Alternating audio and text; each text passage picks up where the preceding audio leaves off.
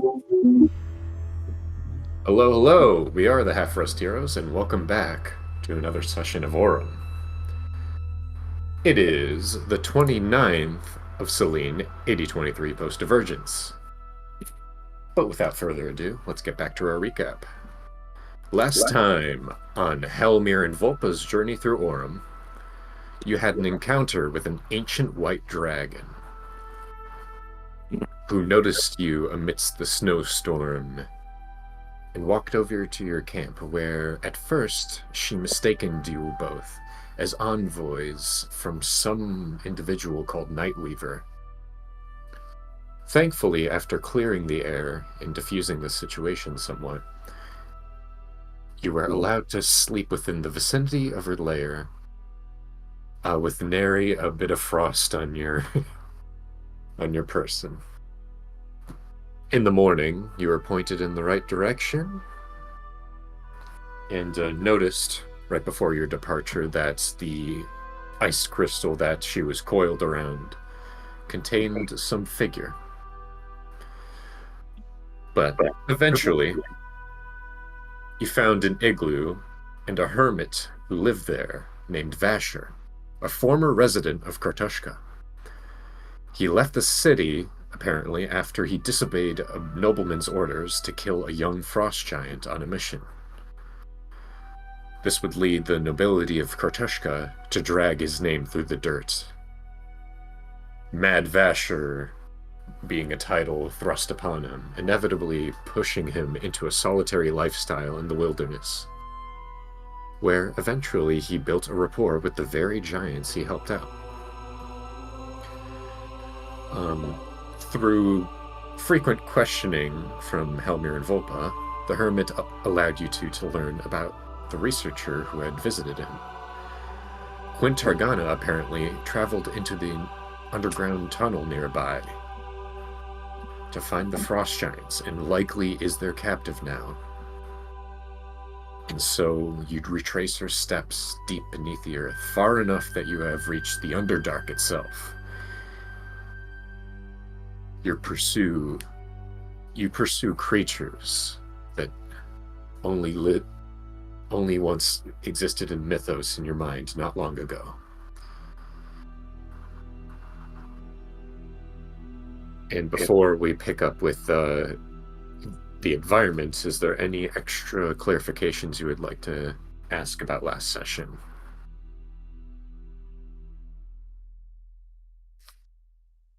Getting to the bottom of my notes here. Yeah, I think I'm good. Got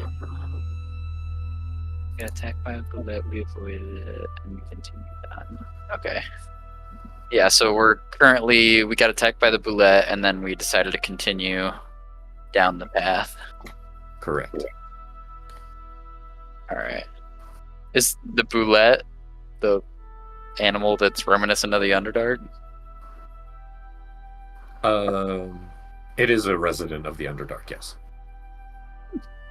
Interesting. Okay. That's my only. Sure. That's my only question. Okay. No more questions, Your Honor. So, as you walk through the tunnel, the air smells stale. The sound of wind has long since left you, only to be replaced by the steady rhythm of water dripping from stalactites, and the shifting of boots on gravel echoing off the walls of the cave. You have little light around you except for the torch you carry. Thankfully, the tunnel is very much like a cave, considering that it is meant to fit frost giants of all things. But as we start the first bit of the journey here, is there anything you'd like to talk about in particular? Or is there, or rather, if there's not anything, who would like to be at the front?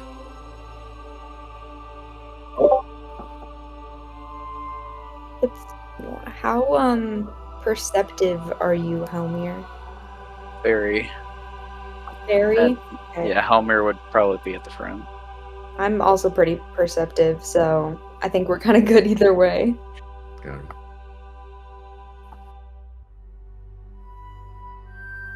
Helmir's always in the front. Oh, yeah. Go, do it. Take it. Yeah.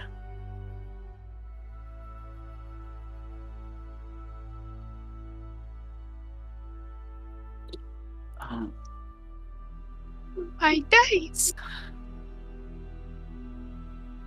Oh, wait, are we rolling yet, or are we just deciding Oh. who's in front? Go ahead and make a perception check. Okay.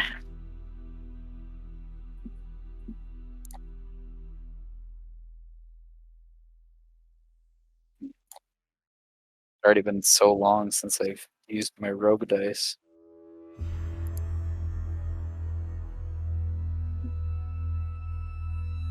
All right.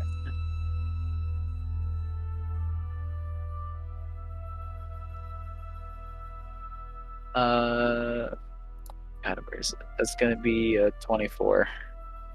Very nice.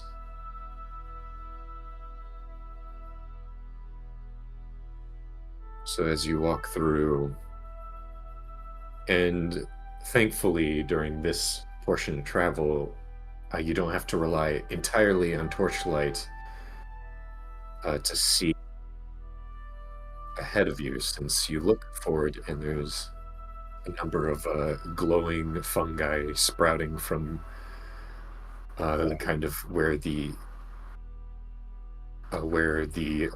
ceiling meets the wall. There's almost like a tiny creek in the middle of the path that's kind of eroded through the center.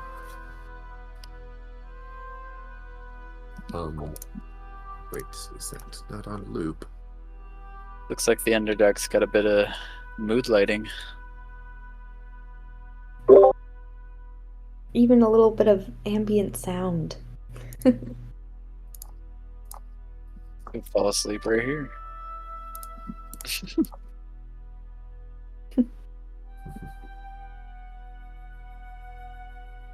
As you go forward, you don't notice anything in particular, but I'd like each of you to roll a d6. Annika, say your number first. Okay.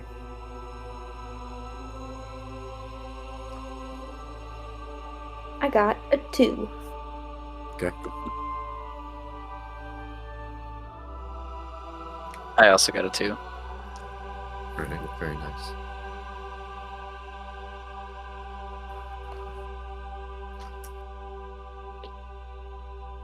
The path winds on, and your perception of time becomes very, very fuzzy as you continue. You almost swear that you must be walking through the same segment of cave over and over again. Even to the point that Helmir, you kind of start dropping some pebbles on the ground just to make sure that there isn't some sort of absurd loop going on. But thankfully, or unfortunately, it is continuous. For the first time in this travel, you've kind of been in a place safe enough and not bombarded by the elements that you're able to actually think about things through.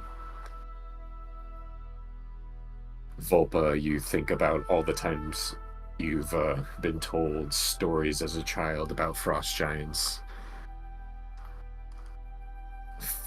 Some heroic, but most of them about, how they're barbarians that will slaughter anyone who lets their guard down or whoever neglects their duty in the dead of night. Almost kind of like a sort of northern boogeyman. Do we,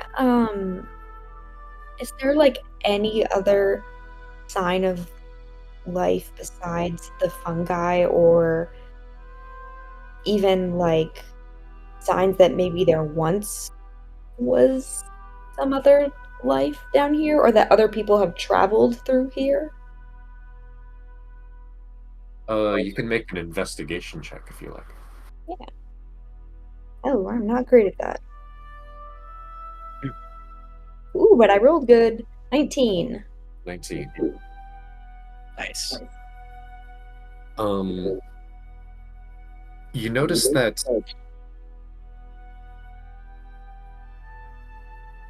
there is a layer of there is cobwebs that kind of cross your path, so you can assume that if there was anyone traveling through here, it hasn't been recently. Although the path is remarkably clear for something that, if it was left alone for like a couple months or two, you would imagine some denizen of the Underdark would probably mess up the path in some sort of way. The gravel itself is actually looks like it's in decent condition, like it was put there on purpose. Interesting. And you do have the footprints that go, the large footprints that go, that were at the very beginning of the tunnel. Okay. But unfortunately, monitoring tracks this far in is very difficult without snow to help you. Mm-hmm.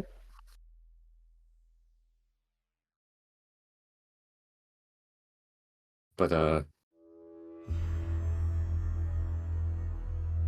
it's almost maddening how the tunnel continues on, that before you know it, you reach the evening, and in your mind at least, you start to grow weary. You would like to probably set up camp if you can. The current space you're in is rather narrow. You can find a place a little bit further back where it kind of split off and kind of bent around two giant stalagmites where you can probably camp out on one of the sides. Mm-hmm. Or you can forge onward if you want to see if there's anything else up there. How are you feeling, Volpa? No, I'm starting to get a little tired, but do you want to push on for a little longer? See if we can't find an opening? Maybe we push on for just a little bit more, but if we don't find anything better, just take a rest where we can. Yeah, sounds good to me.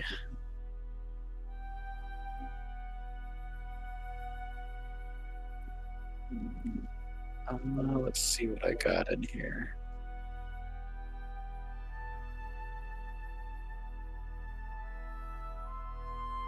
I'll take just like a little piece of like wax or something that I got with me, something that burns a little slow. Make like a little tiny makeshift candle and then just use that. Once the candle goes out, we can stop. Good idea. Because the time's a little subjective down here. Can you see in the dark? A little ways, but probably about 60 feet.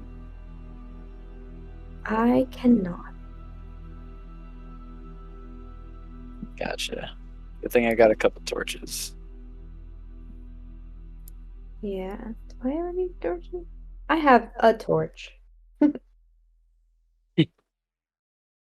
All right, we'll keep that one as backup in case I run out.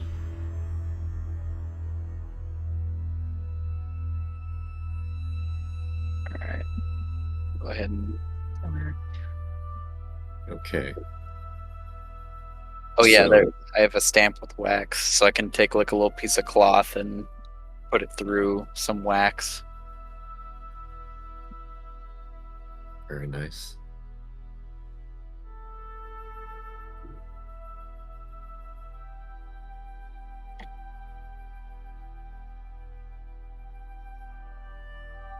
Passionate. All right, let's head on forward. All right.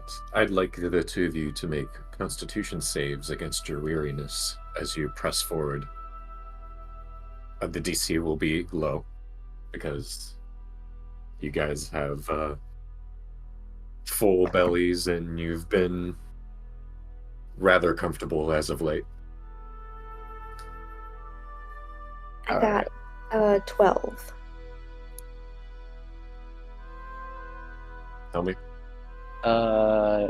Nat 20 for a 22. Nice. Nice. Okay. So, as you go forward, you see light. And you would think, that doesn't look like the glow of daylight. It doesn't look like the glow of a torch. There's almost a kind of pinkish hue to the light.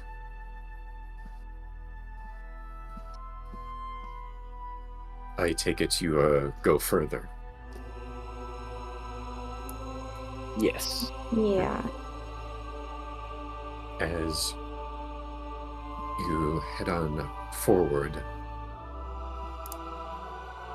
you see collections of geodes around you. This almost like rose quartz, pink amethyst crystal. Ooh.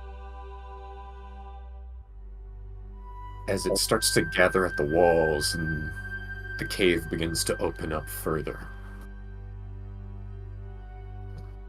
You think, oh, this is rather bright for just a couple crystals, until as you walk forward and see an entire system of caves around you. Almost with almost all of the ceiling and walls covered with this crystal. Ooh. But what catches your attention after that is what looks like railroad tracks. Then you look off into the distance and see what looks to be a minecart, some pickaxes, shovels, even some machinery that looks a little beyond you.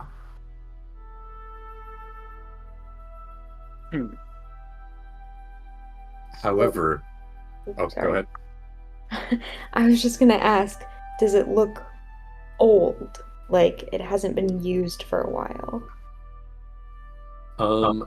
Immediately from the looks of it, I'd say, with your passive insight, it looks like all of the equipment was kind of put off in a, it doesn't look like everything's been put away. It looks like they suddenly stopped. Who was working this stopped suddenly and then left. Mm.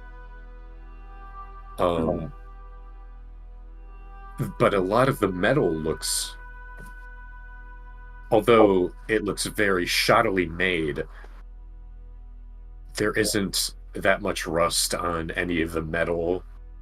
The minecarts look to be in decent condition. Heck,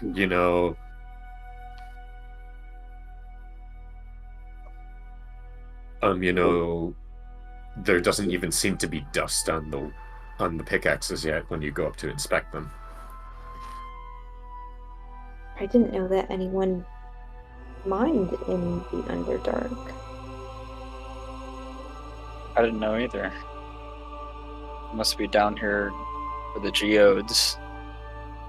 And possible these pickaxes could be magical if they don't have any wear and tear on them. It seems like they just up and left it all. They must have run into something. Maybe the bullet from earlier. Yeah, maybe. That was a Hopefully while back, nothing though. worse. Yeah. Can I like go up to these like geodes that are on the walls? Do they seem magical at all? Because like they're giving off like a little glow, right? Mm-hmm. You can make an Arcana check. Okay. 14.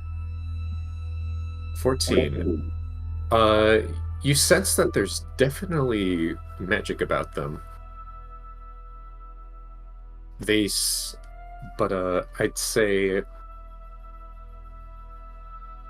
both of you make a history check. Volpa with advantage.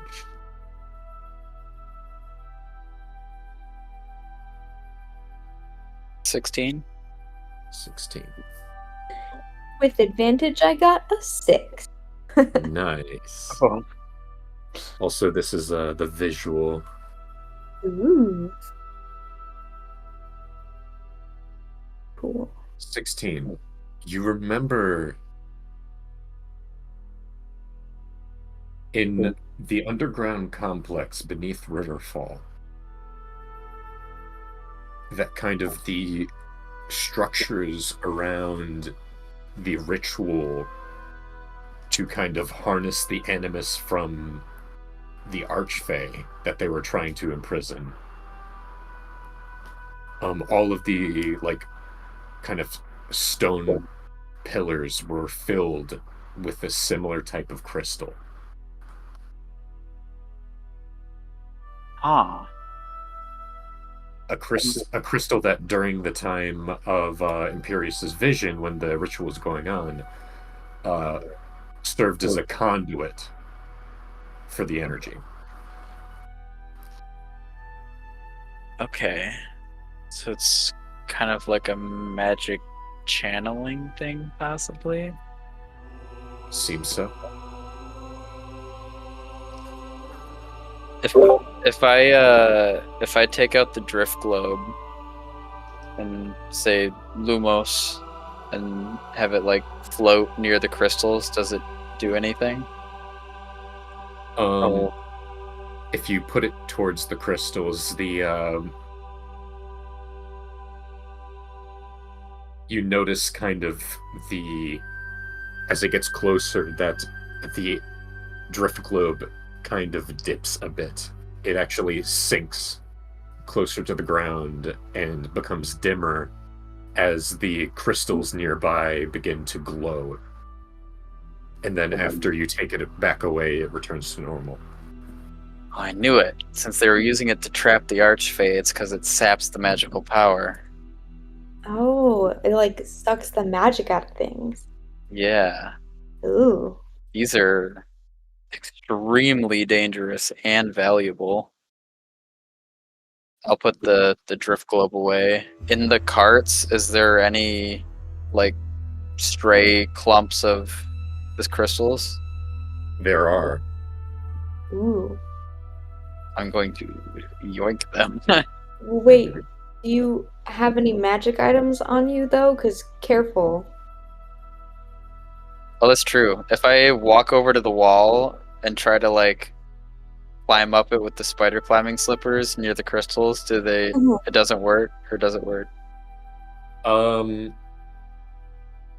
You start to climb up and they work they don't seem completely suppressed, but they're functioning a lot more erratically because of it. It's got like He's like, odd slipping in places. yeah. Yeah. Okay. Well, it seems like for the most part, the magical items still work. Yeah. I I don't don't have have anything too. anything magic on me. Does a potion of healing count as magic? Uh, technically, yes. Okay. I was gonna say, Well, that's the sure only it magic does. thing I have on me. I I will didn't- take a little clump of crystal or two, put it in my bag. Huh. Yeah, I'm definitely taking a nice chunk of the geode. Mhm. Also, I'd remark just so you have a better visual that the tunnel. It almost feels like the tunnel kind of runs into the this kind of open system, rather than feels like it's supposed to lead here. So it continues on past it, and this is kind of all to the right. Huh. Wait, so that was like the train track looking stuff?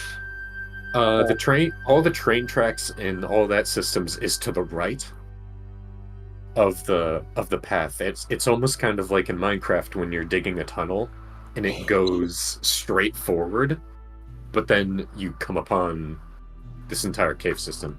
It doesn't look like whoever dug the tunnel meant to come across this. Oh. Okay. Like the cave that we went all the way down into here, it didn't look like it was meant to go into the geode. Correct. Huh. Hmm. I just happened to come across them. Yeah. And in fact, the system before you is incredibly expansive to the right. The tracks go kind of wind through and do cross past the path, but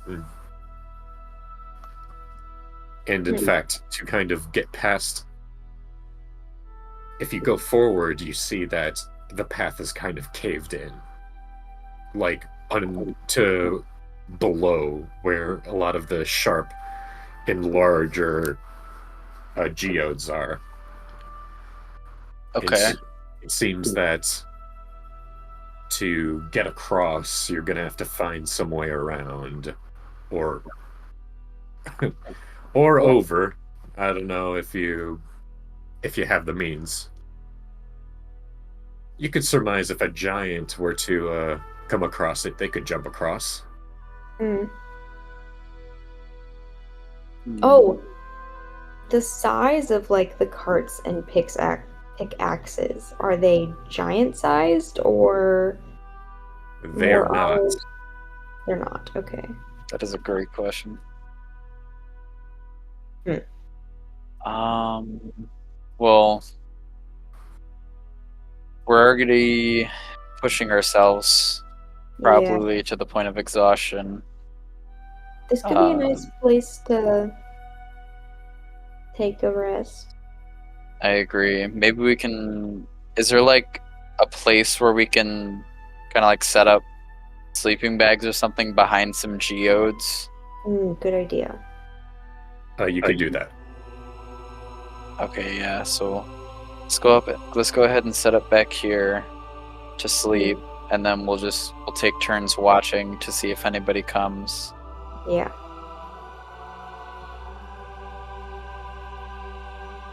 Because I'm tired.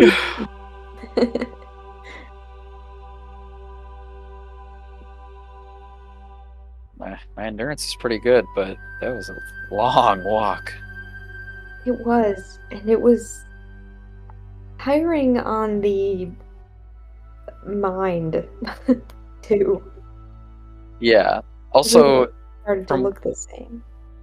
from what I can remember, like, do you just happen upon the Underdark, or is there like Or do you need to go to like a specific place to go into the Underdark?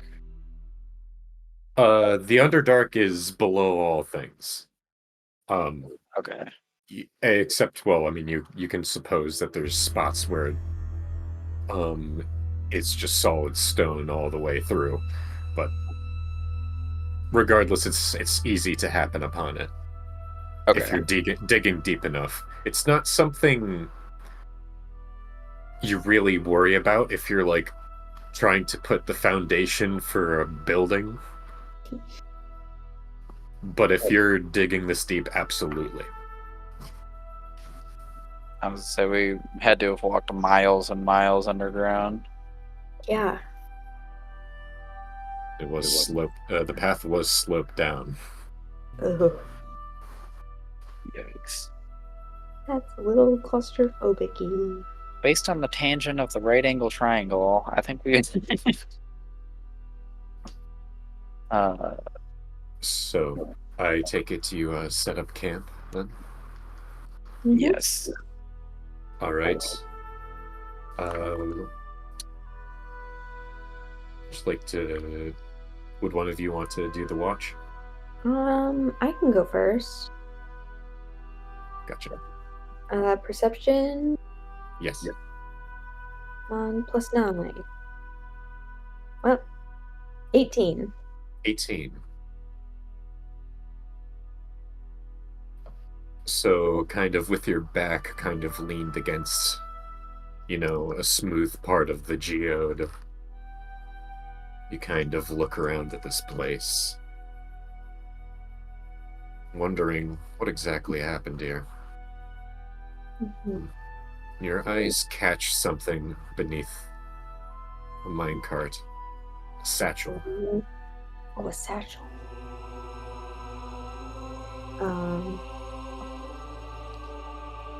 I will take it.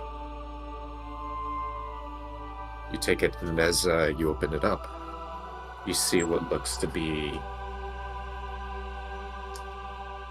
a notebook, a journal, something in between, as well as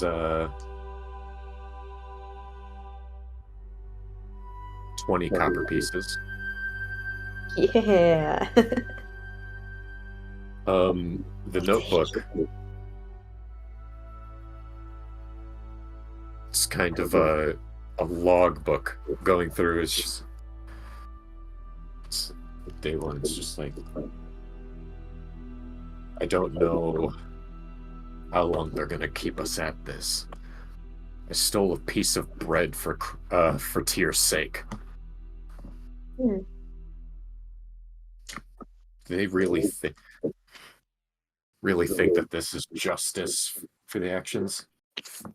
Been here for only 1 week now. You've flipped the page. 2 weeks, 3 weeks, 4 weeks.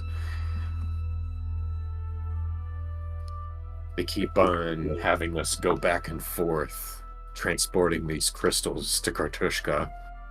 Ooh.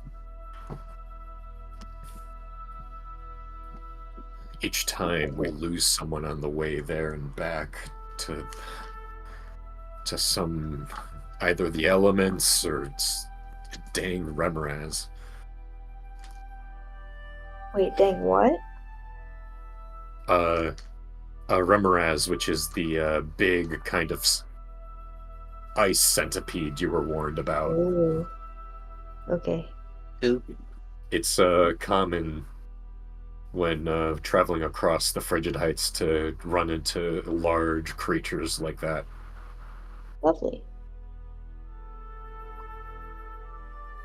To the point that if you kind of recall, actually no, you would have to make a history check for that one, Volpa. Okay.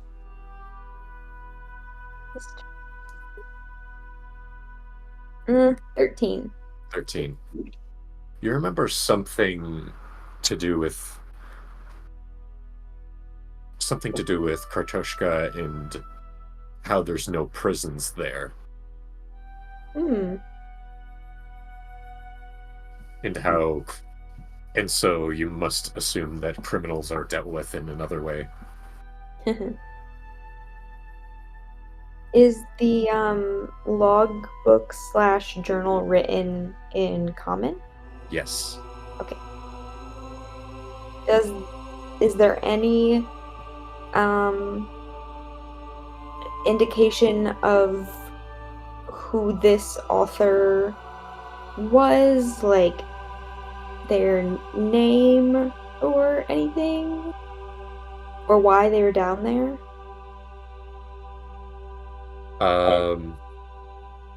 It's the name in the front of the book is, if I can pull up that note right there.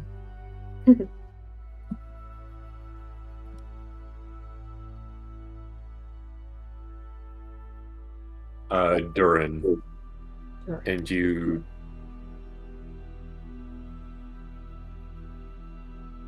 there is portions where it talks about, it talks about how these damn officials must be racist to think that I'm enjoying Whoa. myself in mines. So you assume it's a dwarf. Interesting. Okay. Seems the reason he's here is because he stole a piece of bread. Oh, okay. I just put that together.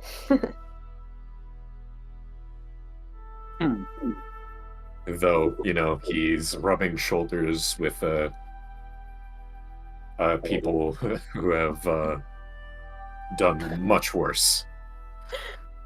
I'm sorry, but Matt, you made a D&D version of Jean Valjean from Les Mis. Oh, did I? Yeah. Sorry, that's my musical theater nerd coming out. C'est magnifique. Yeah. All right. All he did was steal some bread. Oh, God. But other parts in the journal kind of how weird it is to make conversation with some other guy named some gnome who seems friendly enough, but is actually a serial killer.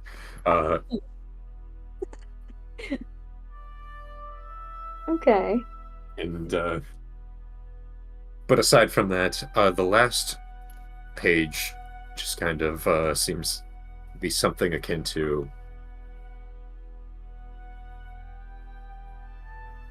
my sentence should be up soon. Hopefully hopefully the journey back will be a lot more kind than the many journeys between. That's the last one? Yep. He left it here for something. Huh.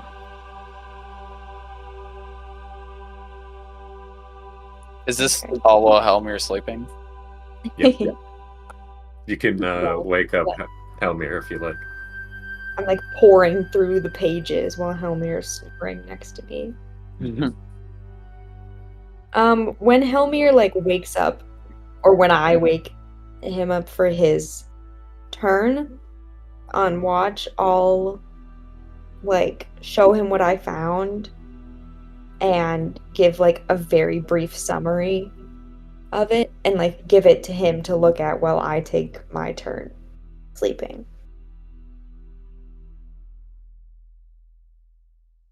Fair enough.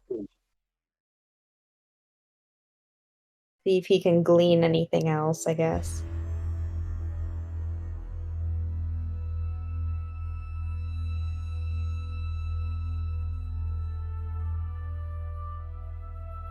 Kind of looking through, you can make a choice of a survival or investigation check if you want to kind of look for any clues in the surroundings or clues within the notes. Okay. I'll make a survival.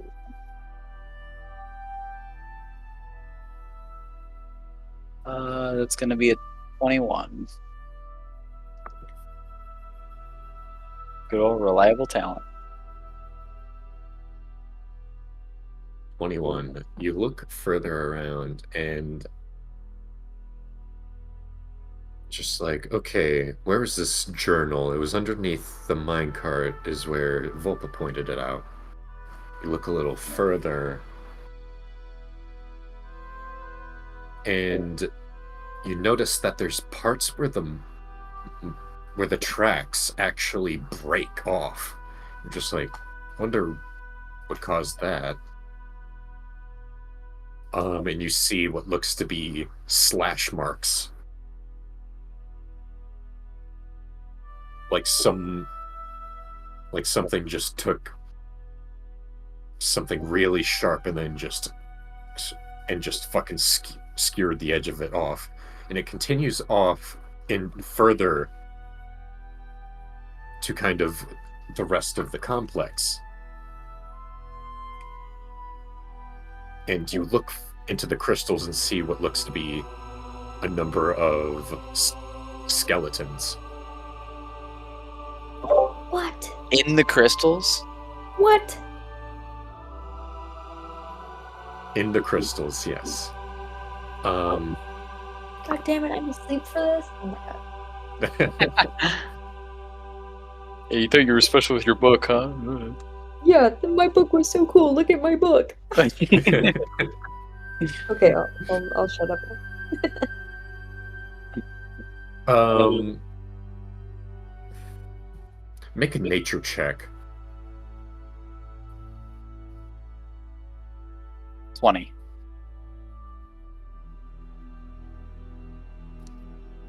It seems like from how the crystals, where the skeletons are in the crystals, it's like it formed around them. Kind of almost like how some fungi might crowd a corpse as it's decomposing it. It doesn't look like...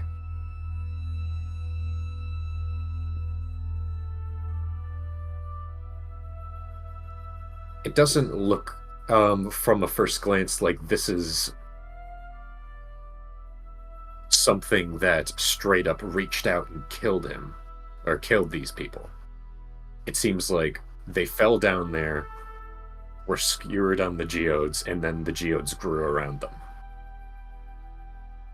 Huh.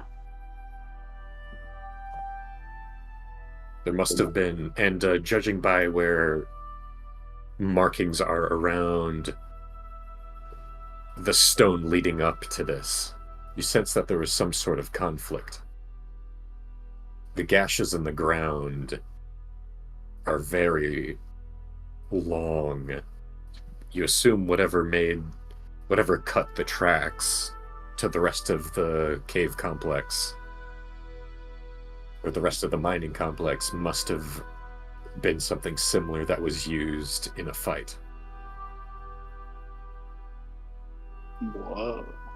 And it'd have to be a very big piece of metal to accomplish something like that. Well, that could have been some of the giant's weapons or something.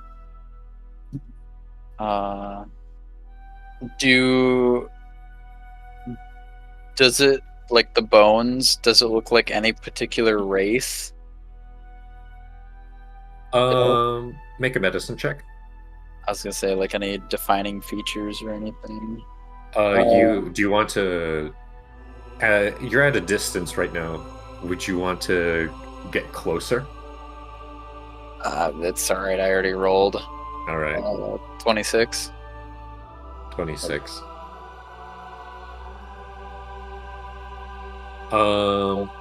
Doesn't look like it's a specific race. Just an assortment. An assortment? Yeah, you see a smaller skeletal figure of what you can assume is maybe a halfling or a gnome. Maybe there's something else that kind of has a bone structure that looks a little more solid. Maybe that's a dwarf. But you don't see any giant skeletons. Wait, how many are there? Roughly 6. You don't know if there's any that is further below in the mess of crystals. Jeez.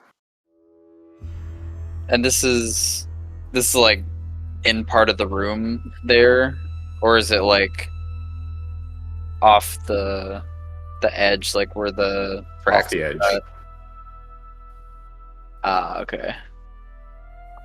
Hmm.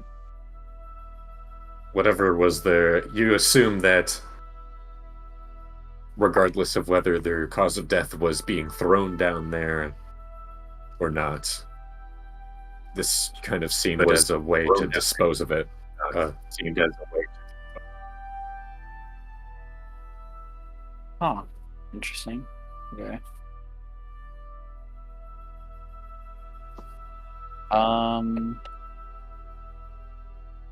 Crazy. I'm looking at the picture of it right now. Just imagine standing at the edge of the tracks, looking down into the field of bodies and crystals. Mhm. And I am sleeping soundly in the corner, completely unaware. Man. Sorry, I checked around. I found bodies. And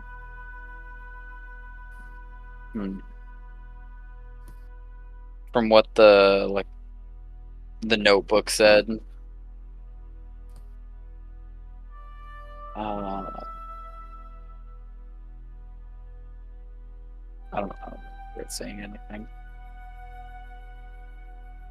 The notebook didn't say anything about a giant attack. Yeah, no. It said something like we're like headed out now at the very end. It seemed he was headed out, Yeah. like he had finished serving his sentence. Oh. That's so sad. All we did was steal some bread. Poor bread thief, bumping shoulders with serial killers and then ends up in a geode. Ends up in a geode. That's why. Oh wait, I did have one other question. Do I remember any specific races having like innate magic like in their bodies, or is it more like harnessed? Okay. Make an Arcana check. Oh, that's probably a weird question. But, Arcana 16. You recall that elves in particular have an innate ability to cast magic. You know that sorcerers are a thing, so some people are just born with magic. So, I mean, some more than others, but on a base level, everyone. Okay.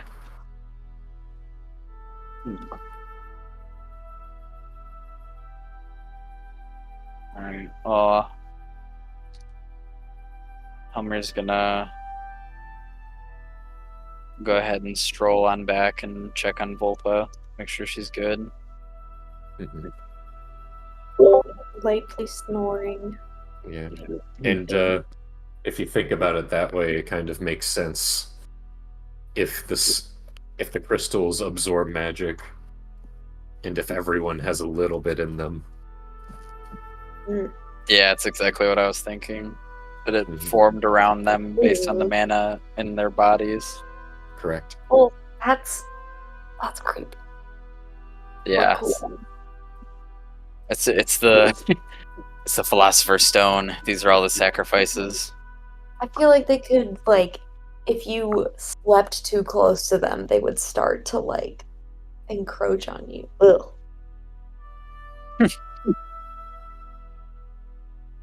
Yeah, I don't know. Are there I any see. crystals getting closer to Volpa? With your passive perception, Now that you mention it. you're like, you don't think so, and you're like, wait, there's like a millimeter of crystal that has like grown in the last 5 hours. Yeah, Volpa's not I a mean, single that's bird. very fast for any other geode forming, but not too concerned. Yeah, Volpa doesn't do magic, so. Yeah, neither does Helmir. Oh, look at us. We're fine then. Just think of it as like, a nice little snuggie around your neck, Yes. Yeah, just a nice cold back massage from a giant iron hand. Oh, At least they're pretty to look at. And just so, like women. okay. All right. So as you finish admiring the kind of cruel beauty before you, I take it you finish your rest. Oh, did you find out anything interesting more about the journal? Super interesting read, isn't it? That poor guy, all he did was steal some bread. And he got stuck down here. Good thing he got out at the end, though, right?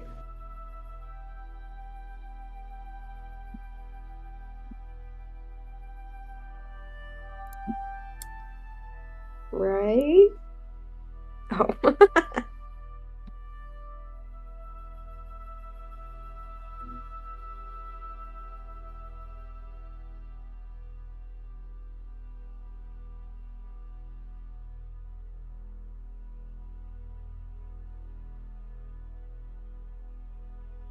Ah.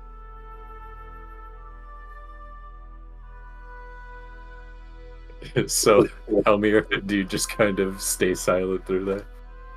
Yeah, Helmir's busy looking at the bodies in the crystals. Oh, so headset problem. I didn't see that. Yeah. Okay.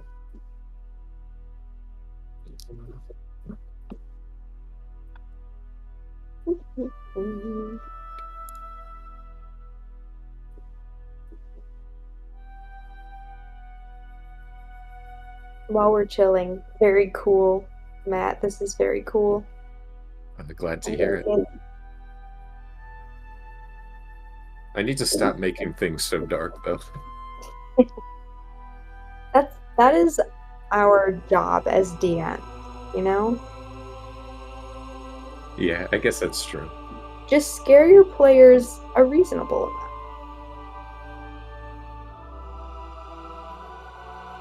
And yeah, you can't spell campaign without pain. It's a good one. I can see Ethan putting in all of the music commands to play on the Discord bot. Nice.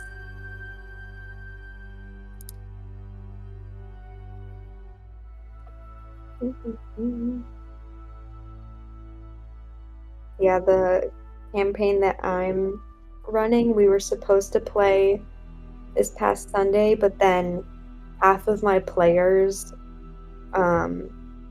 weren't able to make it, and since there's only 4 of them, it was like, well, I'm not gonna do it with only 2 of them there, and now we probably won't be able to play till the end of November.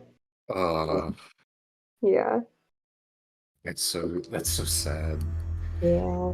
I But know that. Go ahead. Yeah, I was gonna say that's just like we all like agreed when we started this campaign that like we knew that's what we were signing up for. We were like, sometimes we'll be able to play every week, and sometimes we'll have to go months, like a month in between, and that's okay. Mm-hmm. So. I mean, honestly, that's the mark of campaign that's going to last. If Yeah. you just That's break hope. down after one or a couple times where you Mhm. can't meet up, then it's Yeah. not going to last. It's interesting too, kind of having the. Oh, did you find the calendar? I think I Oh, I sent haven't. it to you. I didn't look at it yet. Yeah. Oh. Because it's actually interesting to look at, considering like how much time has actually occurred in game for the entire campaign. Mhm. It's a little over 2 months of in-game time. Nice. Yeah, that's yeah. Like in my campaign, we started it this summer, and it has been I think just over a week in game, and like that's so crazy.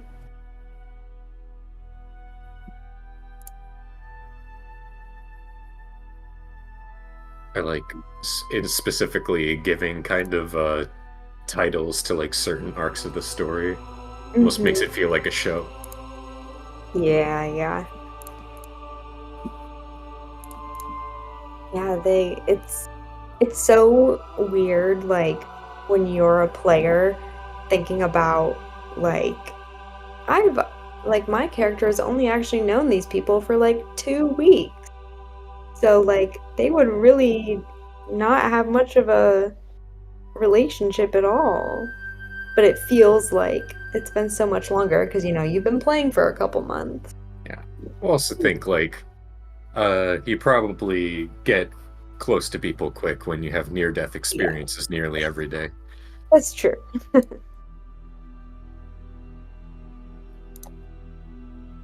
In fact, there was like a point where Yutaka said that his character doesn't know. It was just like doesn't know Helmir that well.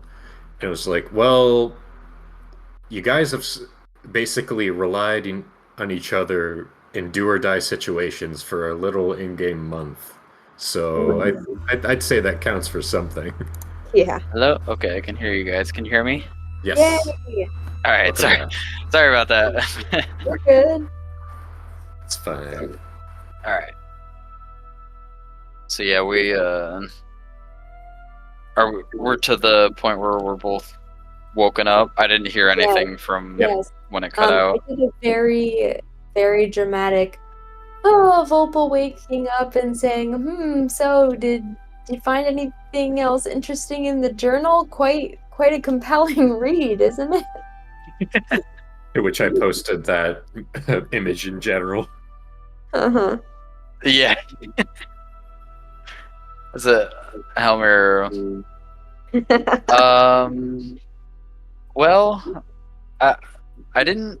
I kind of skimmed the journal, but I decided to take another look around just to see. And you might want to take a look at this.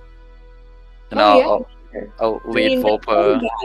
All he did was steal some bread. How big of a crime is that, really? Good thing he made it out in the end, though, right? Yeah, about that. And Helmir will point down in the cave at the bodies. Oh.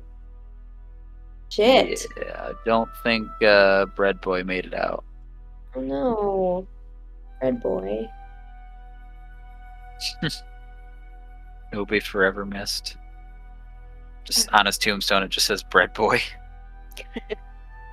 His name was Durin. Durin, that was his name. Nah, Okay. Bread Boy. That puts a damper on that. But it's actually pretty interesting. So the crystals brew over them. It seems like. So the crystals that we know that absorbs magic absorbed their innate magic and ate them. Ugh.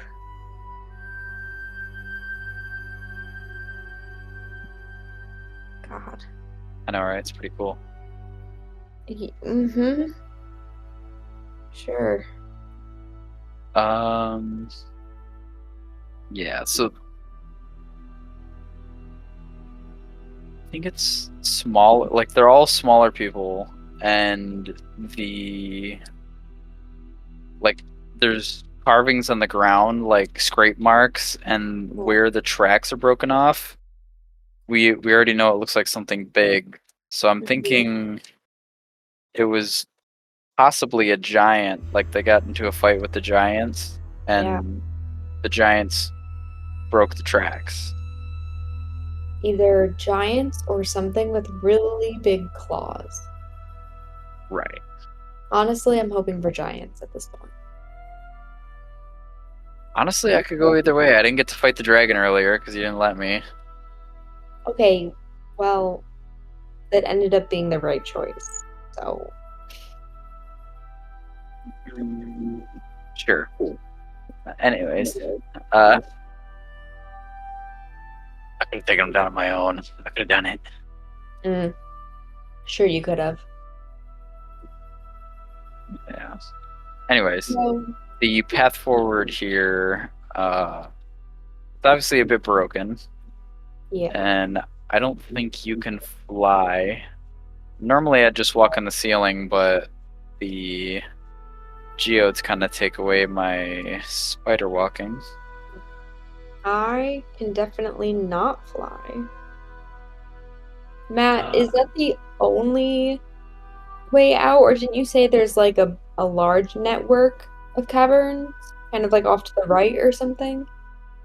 You can. So there's kind of two places where breaks have happened. One is in front to progress. Mm-hmm. The other break is kind of leading to is after traveling a little bit away and then seeing what looks to be where the rest of the rail tracks go. Okay. So the path that we took down, that just led like straight down into here, like there wasn't a continuing pathway. There was you do see the continuing pathway past the where the hole is. Okay. And there is more of the mines you could explore. Just it would be adjacent to the path. I don't know. This place seems so interesting. The gap is about 40 feet across. What's the normal jump distance? Isn't like half of your, or is it like strength plus speed, or strength minus speed or something? I know Joe made specific rules for jumping. Sure he did. Yeah, I thought monks had something that helped with like jump distance, but I could be making that up. I'm trying to look.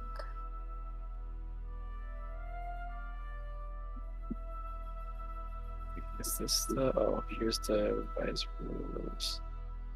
Handbook of Helpful Houses. Oh my god, Joe. Oh yeah, do you know the whole Bastion thing that's happening? Nope. Player housing is a thing now. Oh, I've heard a bit about that. Yeah, I could be making up. Plus, to be fair, the last time I played the monk, it was not. It was a Star Wars D&D system, so some things could have been changed. Because obviously my unarmored movement is increased, but I don't think my jump distance is. Okay, so as a part of the move actions, there's jump. It says make a strength check, athletics. You can jump a number of feet horizontally equal to the total of the check, or a number of feet vertically equal to half that number. Right. I remember that now. What It's like if I there's so use- many conversations I've had with Joe that are like in the backlog of my mind. Yeah. Okay, So well, it's 40 feet across. The max I can jump is 22. how high is your strength? -2. Oh, damn, okay. I can jump farther than that then. Also, because of my unarmored movement improvement, apparently I can move along vertical surfaces and across liquids without falling during the move. So I'm basically Dash from The Incredibles. Dang. There is a wall that you could run across theoretically. I'm kind of into Oh. that. That sounds cool. Also,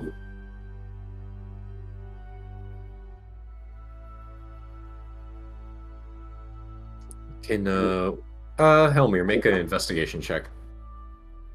Alright.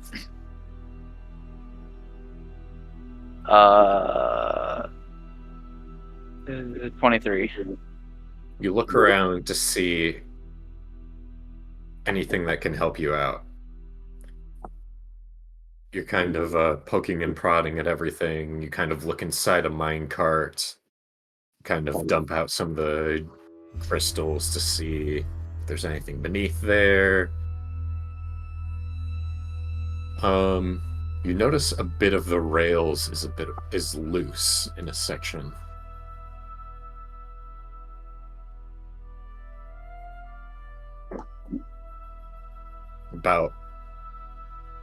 Say about 30 feet of it is loose.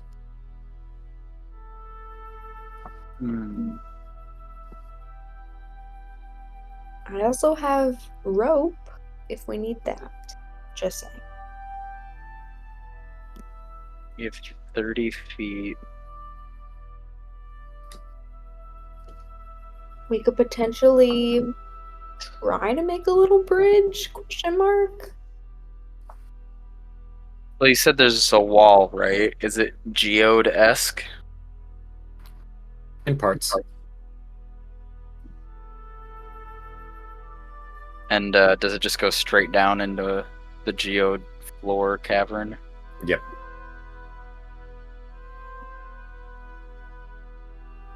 Well, my spider climbing slippers still function. They just don't.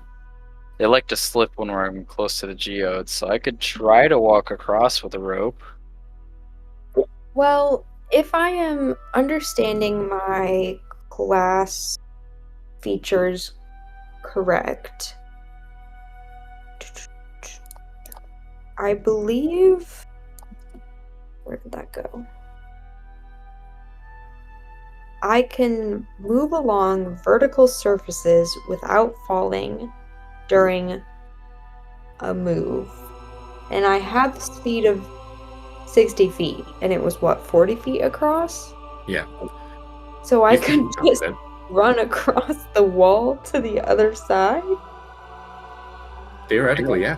Oh my god. Okay. You can surely try. Yeah. As long as you don't trip. I would like to try that. And I have 50 feet of rope.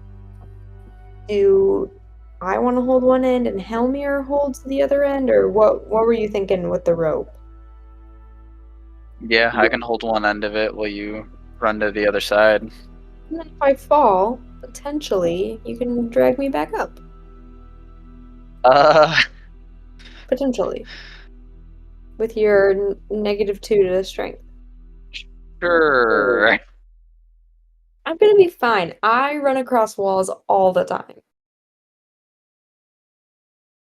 This Is is there gonna a be geode that's like close to the edge that I can tie this to? Yeah, you could certainly make a make a sleight of hand check to see if you can tie a good enough knot. Yeah, I'm gonna do that. Because if you fall, there's no way it's not pulling me off the edge. That's gonna be 24. 24. Yes. You kind of almost like tie like a bow line hitch around kind of the greater body of the crystal, where kind of offshoots of it can anchor it in place. Sweet. Okay. All right. Now, I'm assuming you have good strength. It's better than yours. Which, okay, it doesn't say a lot, but I'm as long as it's better than mine. If you fall, at least I can help pull you up. But It'll be fine. I'm super dexterous. I'm really good at running very fast. at the very least, we both won't die. Yeah. No, we got this. We got this. Come on. Yeah, I got this. All right. So you take off? Yep. All right. You start running towards the wall. As I run, as my feet hit the ground, I'm gonna like center myself and try and reach that like meditation state of the monk practice and like really feel each step I'm taking and like prepare to then take those steps against the wall and propel myself forward. All right. Go ahead and make a dex save. A dex save? Okay, huh? Okay. Here we go. Oh, fuck. 25. All right. So as you kind of focus in your meditative state, you kind of look at the wall and imagine a path across, footholds where specifically you can set each of your feet as you're going through. As you take off running, you jump and then make contact with the wall beside you as your perspective shifts. And you imagine, and keeping your concentration, you imagine as if you're walking around, as if you're running along the ground, and as if there was maybe a strong wind gust coming from your side. But you weather it. And with each pounce forward, you make purchase, even on parts where you hit the smooth of the crystal itself. And then, with a roll, you tumble off onto the other side with a 3-point landing. Amazing. I imagine that, like, I don't, like, bamf out, like, the visage self, or not the astral self, intentionally, but maybe, like, small parts of it almost kind of, like transparently appear around me as I'm doing it. It's like, with one step, it's like the hind legs of the fox are there, and then with another, it's like the ears, and then it's almost like going back and forth, where it's almost like a little fox prancing across the wall, just a little bit. And as graceful as that forest creature, you gallop across, looking back at Helmir. Holding together another rope. I told you it would be alright. Come on. Impressive. Alright, tie off your side, and then hold on to the rope. Okay. And I'm gonna do the same thing you did. If it looks like I'm slipping, just go ahead and yoink me across. Okay. I will try to find a spot to tie it around. Okay, go ahead and make a sleight of hand check. I'm pretty good at that. Yeah, 24. All right. Easy enough. Yeah. All right, Helmir. As you fasten your slippers on your feet and get into a runner's stance, you take off. I want you to make a dex save as well.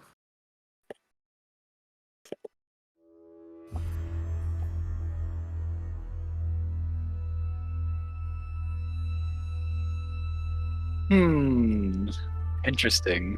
The geode in my pocket must be affecting my slipper. Oh no. What is it? It's a nat 1. No! The biggest of fumbles. Oh no, dude. Bro, I didn't even say I tied it around myself. I'm just holding on to this rope. All right, so as you you run across, you're holding the rope. You go over, and the first slick part of the wall you find about halfway across, immediately you just have kind of that image in the back of your head of the mines under the caves under the shattered plains, which you saw the Minotaur fall down, and you fall down, and you're just like, and you can't get that image out of your head, and so it becomes a self-fulfilling prophecy as you slip and start plummeting. I will try to Oh god. yank the rope to Oh. keep him from impaling himself. I was gonna say, since like as soon as I feel myself slip, can I try and tie it around myself in like 0.2 seconds?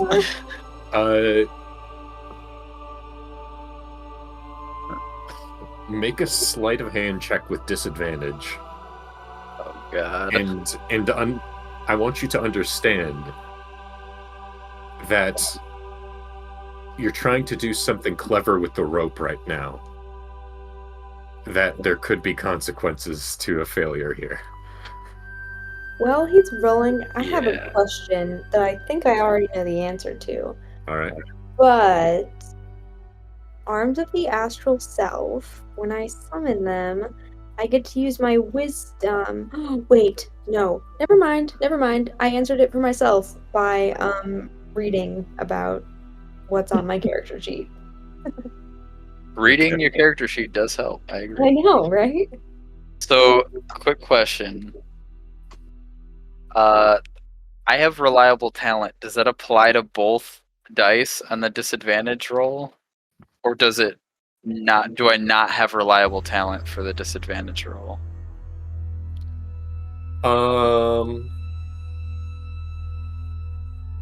For the disadvantage roll, I'd say no. Yeah, because that would make more sense, right? Like, Yeah. otherwise, my minimum on that is a 21 regardless of which I roll. Yeah, exactly. Okay. As like instinct, I will bamf out the arms of the astral self as I am trying to yank on the rope. Okay. If I'm allowed to. Helmir. 14. 14. So, as Volpa, you put out your astral arms around the rope. Helmir, you start fiddling with the rope as you're starting to slide down the wall, and you lose the rope in your hands before grabbing it. Oh, at the last second. I want you to make a strength save, Helmir. As the force of your entire weight plummeting against the rope, against one of your arms holding it. Oh.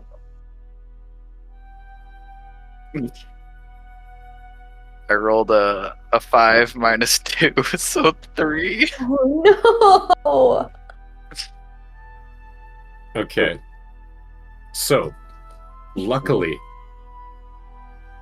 you feel something pop as you feel like you've pulled your shoulder out of its socket.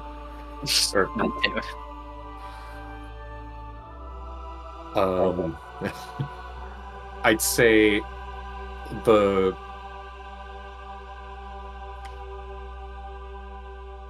you kind of manage to, you have your kind of death grip on this rope, but your hands you get rope burn on your palms as you slide off it, and thankfully the crystals beneath you are only 20 feet down. oof. As you take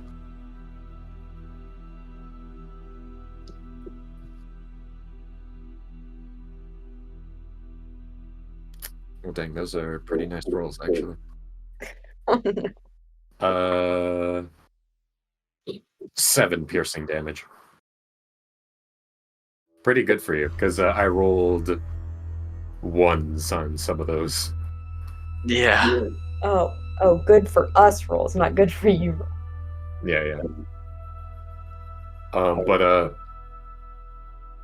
you can't really move your right arm, Helmir, without it complaining. And Volpa, he's about, he's about 40 feet down. Okay.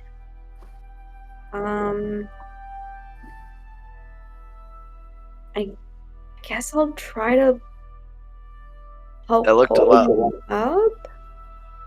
It looked a lot lower than it was. Yeah, because for reference for you, Matt, banthing out my arms the astral self means I get to use my wisdom in place of strength when making strength checks or saving throws. That's what I Gotcha. was checking. Okay. Yeah. Yeah, I guess if Helmir gives me this signal that like to go ahead, I'll try to pull him up. You, Helmir, you with your left arm manage to grab the rope again, and Volpa, you can use your strength to pull him up. Use your wisdom, rather. Make a athletics check with your wisdom. It's just basically if you have proficiency, it would be different. Is my arm still popped out of its socket? Your right arm, yes. I got a natural 20 Nice. for 25 total. Still feeling the adrenaline. Kind of your astral arms kind of in quick sequence with your own, offset between, left, right, left, right, gathering up the rope as fast as possible before he manages to slip again. As Helmir is pulled up onto the ground. Grab his good arm to get him the last final bit over like the lip, the edge. Right now you have disadvantage on attack rolls. Is it something I can make a medicine check to pop it back in, or? It's something that Volpa could make a medicine check to pop back. Medicine. Not terrible. I could try. I would be much appreciated. Hey, I'll try my best. I'll try to like coach her through it.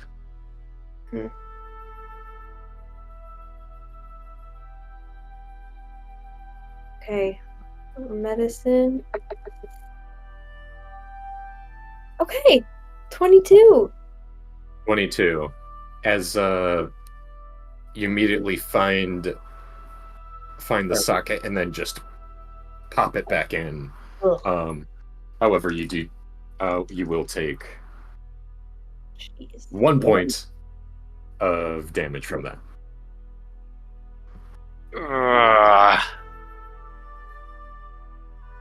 I Better? hate it when that happens. Has that happened before? Not that bad, but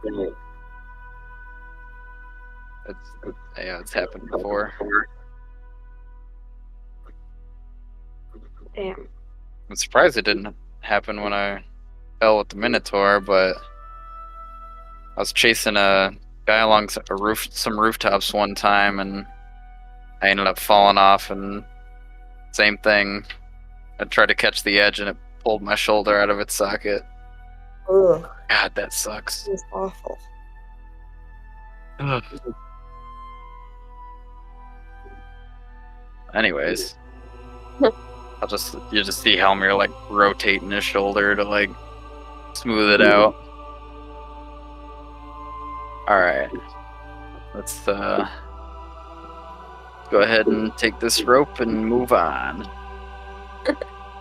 Yeah. As you kind of also pull out maybe a crystal that is just stuck in your back a little bit. Just... Yeah, I like fell on my bag and it poked me. Yeah. It's almost like a cactus. Bastard. And as we continue on, we can take a quick break. But I will say you do leave the premises of the Geode Cavern, and it returns to a more monotonous tunnel. Still with tracks going this way? No. No tracks. Okay.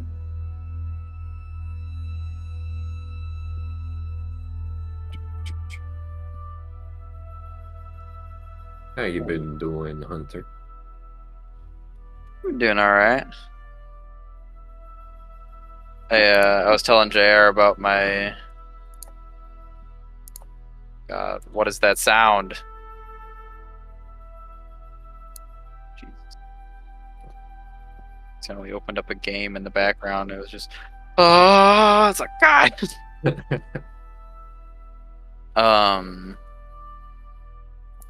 What's it? Oh, I was telling him about my birthday. It was yesterday. Just kind of a chill day. Stayed over at my parents' house. My mom made me breakfast, and then played a little bit of WoW during the day, and then ended up playing Monopoly in the evening. I didn't know you played WoW. I just re-downloaded it just so I could see how it has changed. Last time I played was 2014. Wow. Dang. Wow. Fuck.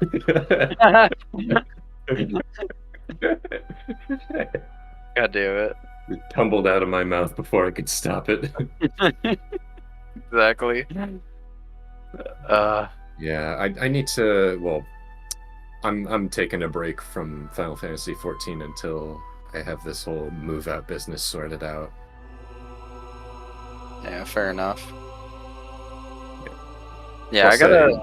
Go ahead. Sorry. I was gonna say need the rest of the details on it. Like I know he was like theorizing how much the rent would be and like where the rooms are gonna be in and whatnot. But obviously we just gotta go over there and check stuff out. Oh yeah, we've kind of already. I'm sorry, Hunter, but your room is a temporary storage room until you move in. Fair enough. Where are you guys living now? Me, Eric, and JR, and then later Hunter are going to be moving into JR's parents' house because they are not living there anymore. They're in California. Oh, cool. So we're paying off the mortgage and we're getting a better deal for that than we are in the apartments. That's crazy. In Walled Lake or somewhere else? I can't keep track of where you guys all are. It's a little Wixom. ways off Wixom. Cool. It's gonna be real nice. Can actually, walk around the place without feeling like it'll be like being stuck in a cabin. Mm. Tuck in the cabin. Maybe next summer we'll all be able to like hang out again. Yeah, Because true. hopefully my plan is to stay in Ann Arbor in my apartment that I'm in right now. So I'll be close by. And I mean, I guess Joseph will be in Grand Rapids again, but we can force him to come visit us. Oh yeah. Yeah, I guess we could be the new sleepover place. Yeah. That'd be pretty sweet. Just the whole place to ourselves. Hell yeah. And I'll have all of my board games access at all times. And that way you'll all be trapped with me there. Dude, we're gonna play so many board games. Hell yeah. Do you guys want to play Monopoly? God. Did I ever play Monopoly with you guys? I distinctly remember playing Monopoly at Yutaka's house and just like it fizzling out while everyone's just getting dead tired. And I think we also had the corn dogs there. Oh god. Those corn dogs were awful after a while. Wait, was it Yutaka's apartment or his parents' house? Parents' house. Oh, then yeah, I definitely wasn't there for that. Mm. The only time I've been to Yutaka's parents' house was that one time we visited before we went up north. Really? Huh. Yeah. I figured that out the other day. I was like, wait a second. Or the day that we went there, I was like, this is the first time I've been here. And everybody was like, what? I mean, to be fair. Yeah. Go ahead. How big is their house? It's a pretty nice house. I didn't get to see all of it, but they got a nice sizable living room. They got a nice kitchen. I didn't get to go upstairs at all, but they had an upper floor. I don't know if they have a basement. Yeah, if you're talking about JR's place, where we're going, they, in addition to having, a pretty sizable living room and kitchen, they also have like a front room. Ooh. Because I remember playing a ton of Pokemon with Joe, Eric, and JR there. Mm-hmm. Nice. Okay. But with further ado, let's continue on. So, as you return to the monotonous march of Stone Tunnel, you travel for a while until you feel like it's time to bed down again. Once again, you are given the choice of forging on to find something else, or just making do with the narrow pathway.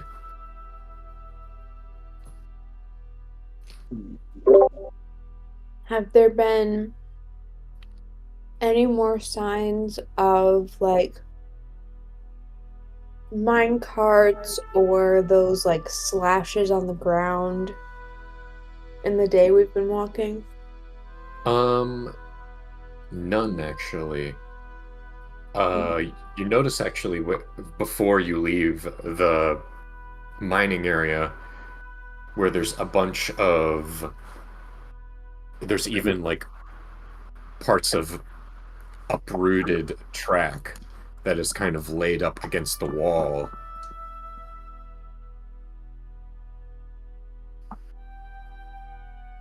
And that's the last you see of anything regarding those kind of supplies.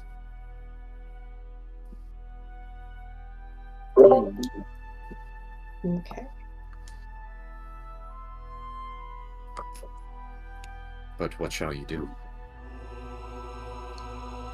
I feel like this time I'm a little nervous that if we keep going, we're going to run into something that we can't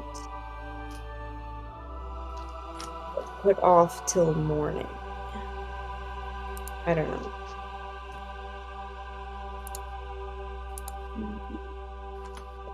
That's fair enough. Yeah, we haven't really seen much for a while, so maybe just take it easy. Yeah, I think I'd rather be prepared if there's something more ahead.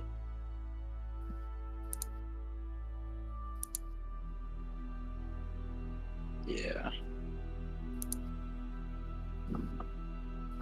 Need to kind of massage my shoulder back into place.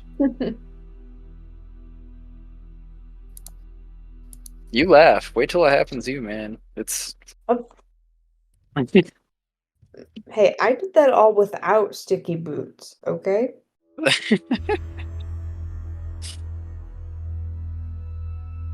Yeah, maybe I shouldn't have picked up that geode, but evidence, and it's valuable. I know. Your friends will probably think it's really cool. Oh, They're definitely. very interested in it, at least. Yeah, I can do a bit of trolling with it. Yeah. Just place it close to them while they're sleeping. Like, I don't know why your ring of protection isn't working anymore. Just kind of like slip it in one of their pockets, and their spells don't work right. Mm-hmm. I mean, maybe this is kind of awful, but it would be interesting to see what it would do to a sorcerer.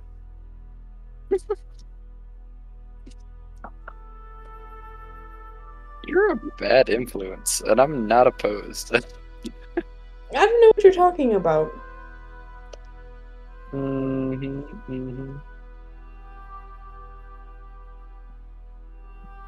Anyways, And with that thought, we've talked about stealing the magic from all your friends.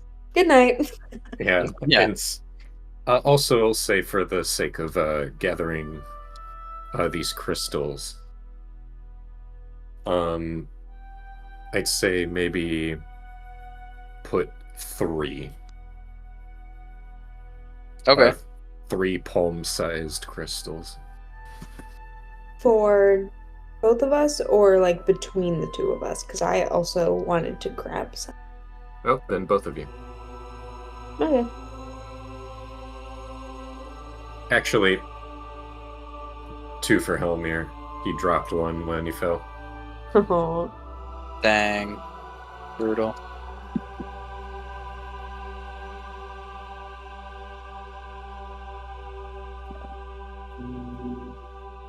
Cool. All right.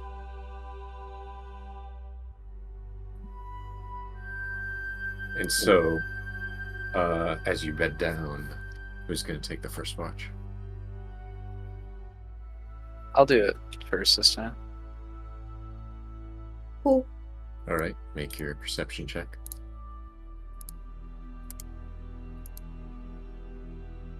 Uh, 21.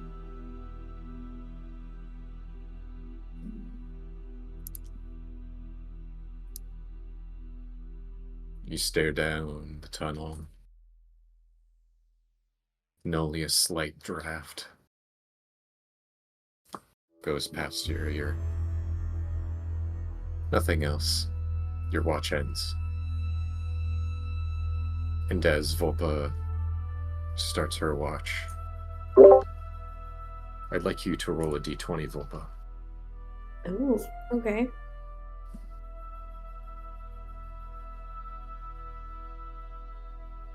Don't add anything to it? No. 9.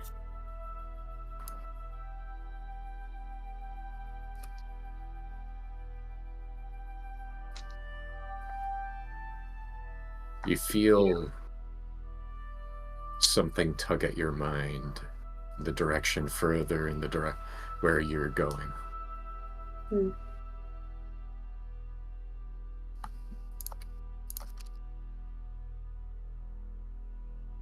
Like it's summoning me or something else?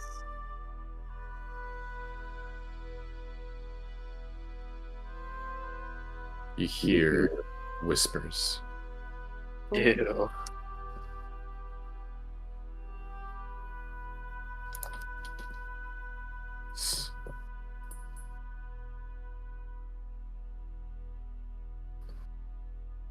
A chill goes down your spine. It feels it's almost like magnetic.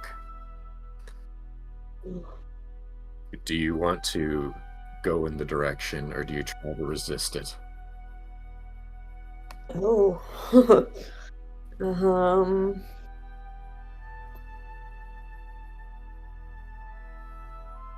I think I try to resist it. Make a wisdom saving throw. Hey.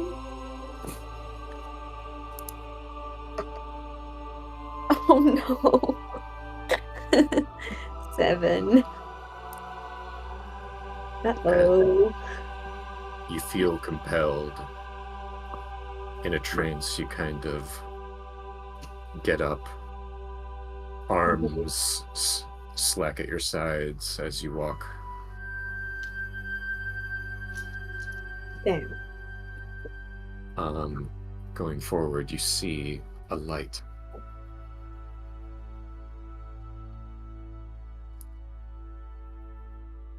Ew. And you find yourself in a music hall. Hmm.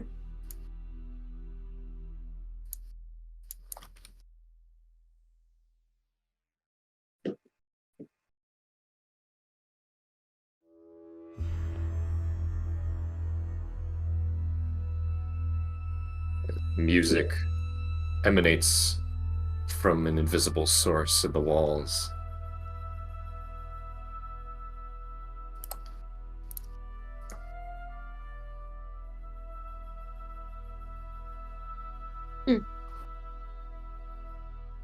As someone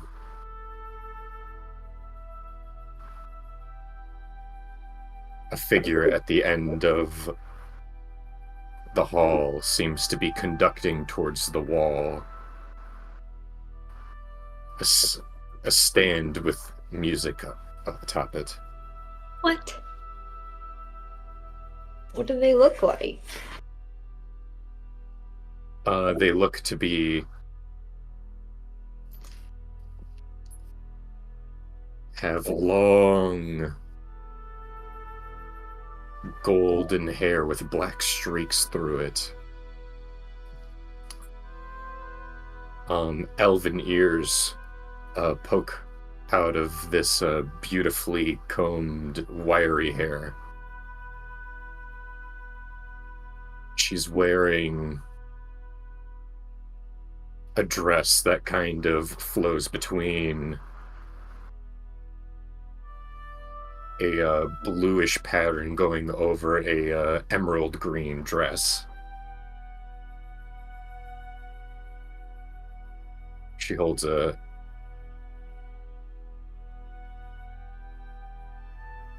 and suddenly her arm starts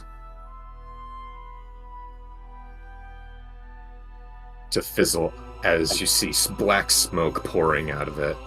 Ooh. As it suddenly, the sleeve of her dress starts to fall off. She goes down to one of her knees as it starts smoking.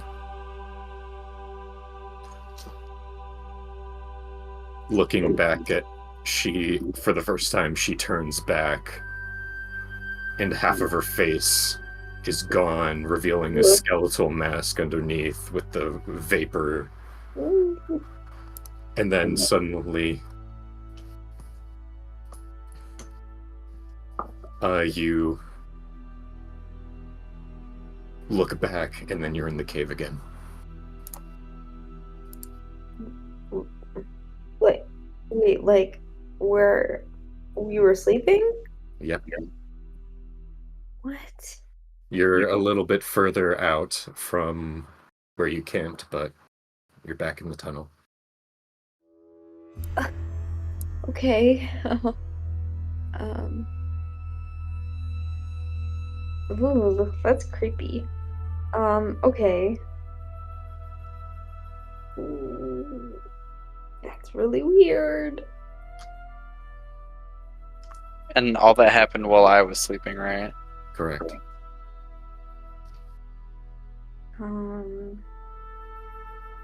But anyways, as you start up the next day,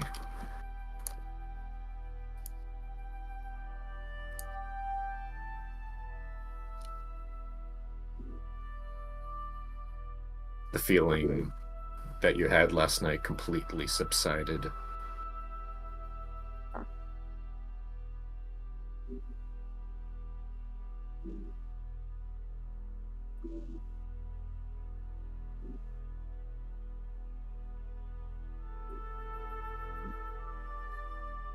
So, who would want to, I'm guessing Helmir will once again do the perception check? Yeah.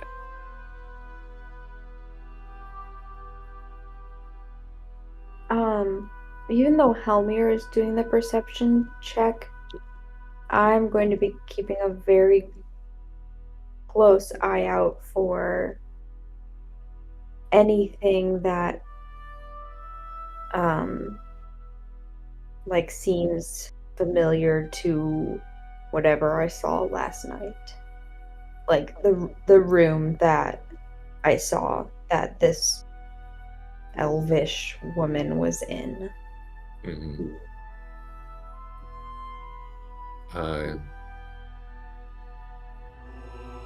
Go ahead and make a perception check as well. Yeah. Okay.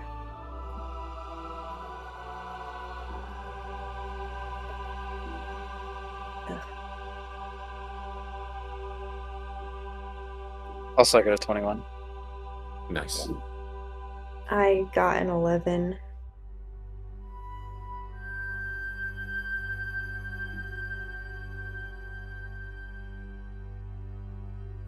So, continuing on, you don't notice anything that particularly reminds you of the music room. Mm-hmm.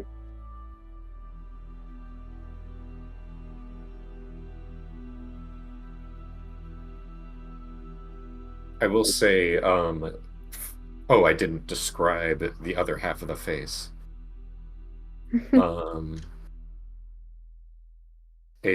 She was fair-skinned. She had deep blue eyes, and the half that had the face, the mouth, the expression was twisted in an expression of anguish. Oh.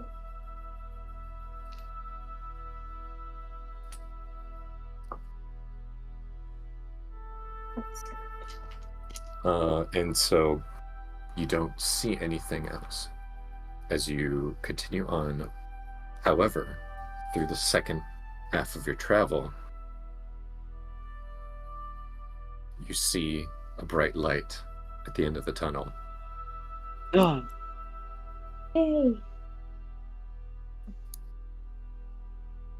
and a cold breeze, though unfriendly at its familiarity, it is also a joy to kind of reach the end of this leg of the journey. As you continue on and find yourself at the bottom of a ravine with snow lightly dusting you. The ravine seems to be about 70 feet high. As you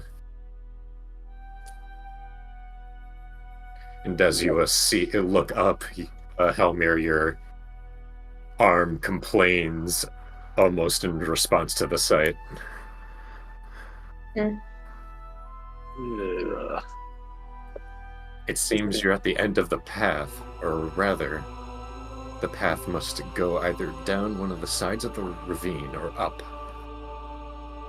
Go ahead and make an investigation check. Alright. Both of us or just one of us? Both of you. Okay.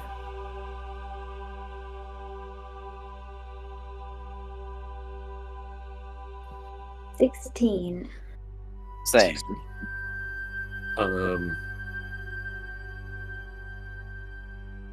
Volpa, you find one part of the wall and kind of you're running your hand across it and you catch something. You're like, oh, and you kind of dust it off. It looks to be a rung of a ladder.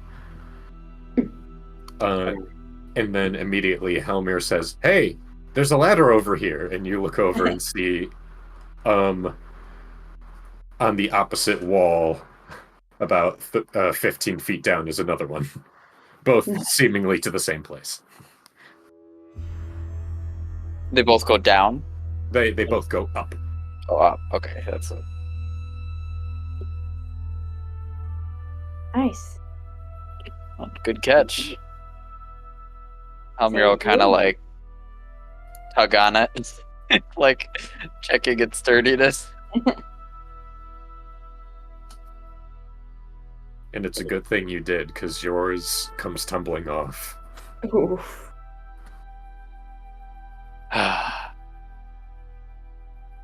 Never trust old delving equipment. Swear. Smart. You do the same on the other one, and it seems to hold well enough.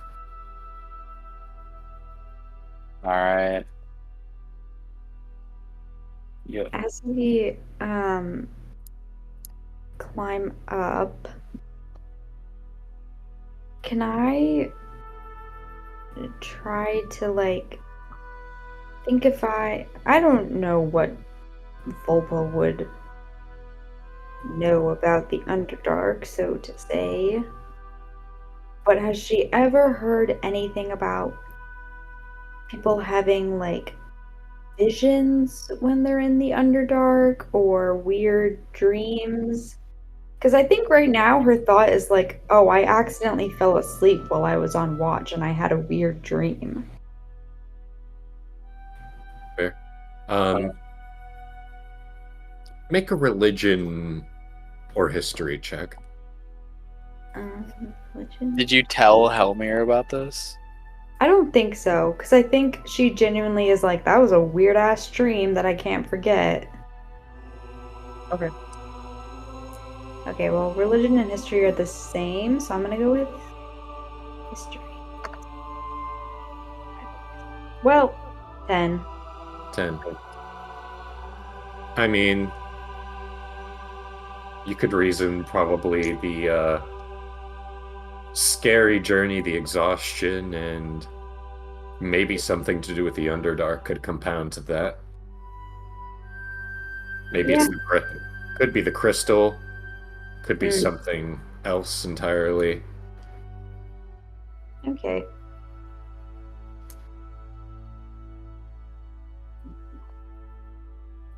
I'll just mull that over a little bit. So as you climb up the ladder, you find yourself encircled by a mountain range.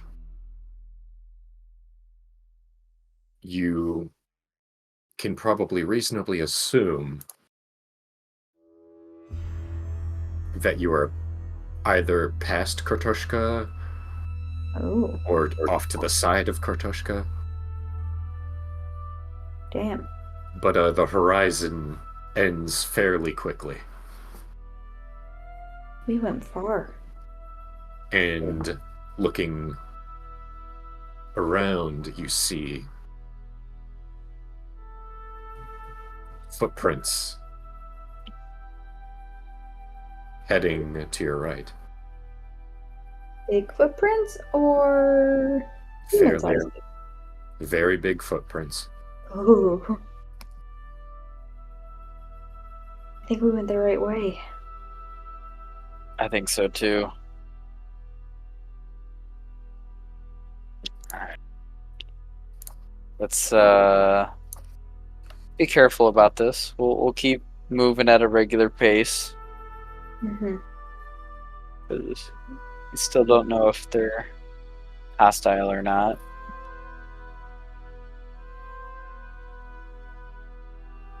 I'm with you. And so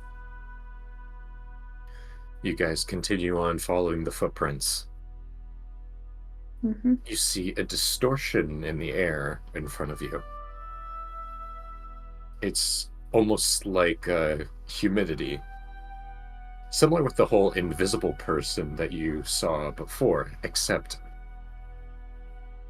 it encompasses the entirety of what's in front of you. Say probably like 10 feet in front of you by now. Do you walk into it? I take out a clump of the crystal and hold it close to it and see if anything happens.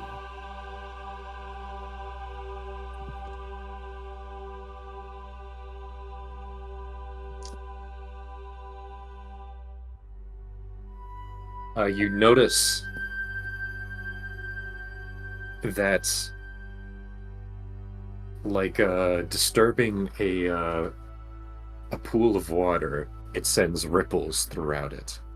Ooh.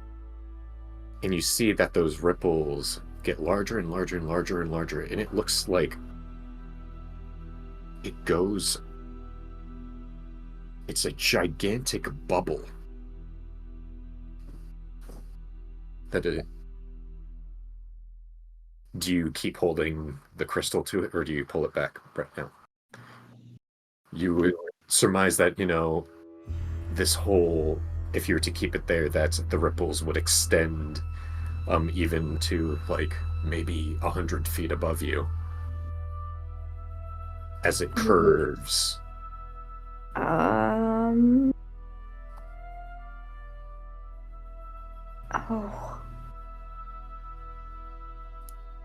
I think I pull it back. Okay. All right.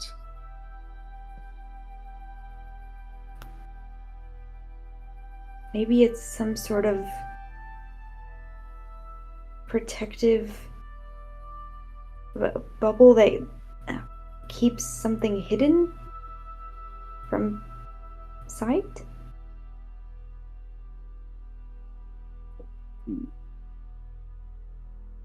Yeah, it must be like some sort of spell, I guess. Well, unless we want to use a crystal to potentially destroy it, I think the only way to find out is to go through it.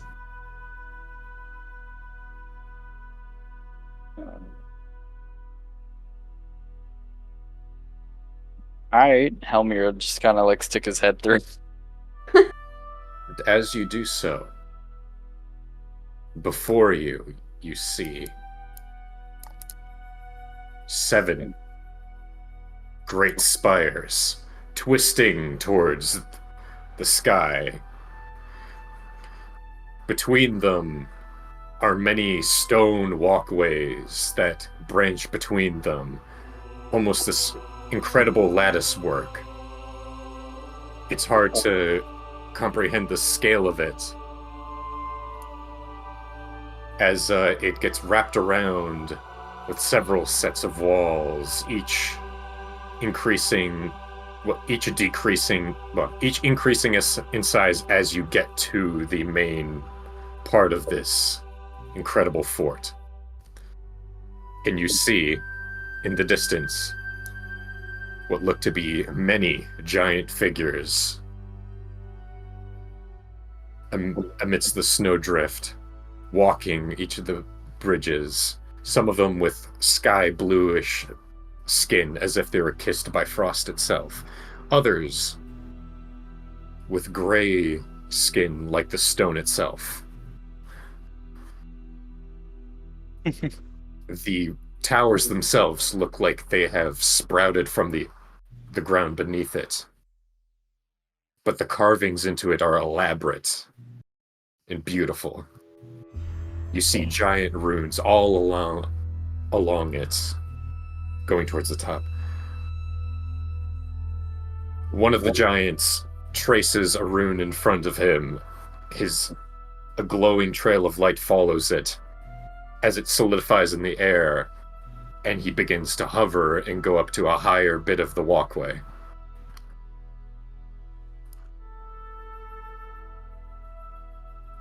And so what do you see in there?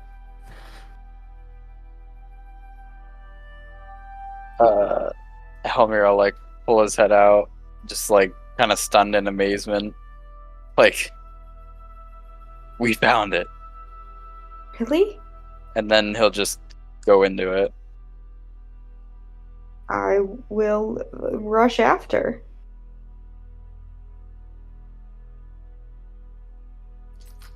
Okay. The approach up to there, it's about 500 feet before you reach the city proper. That's how far off it is and how big the place is. Damn. That's really cool. There are warriors manning posts along, and the approach here is filled with snow-covered hills. Are you just walking up to the gates of this place? Maybe we should come up with a plan of what we're gonna say Yeah, I agree. instead of just being like, "Hello, we're here. Please don't kill us." Just appear. I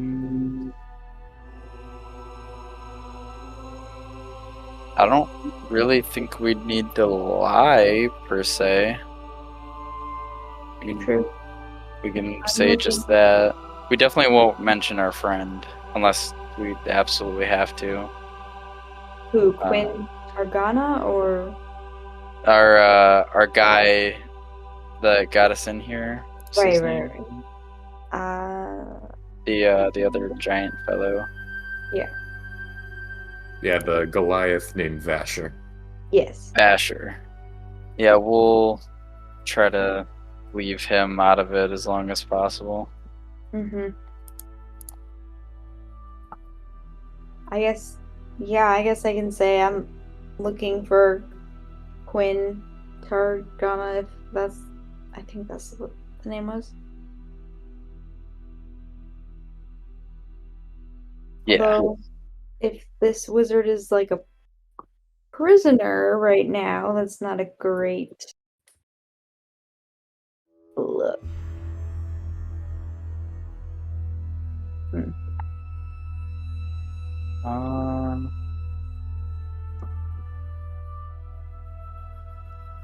I don't know. Well, we'll approach with our hands up, non-threatening.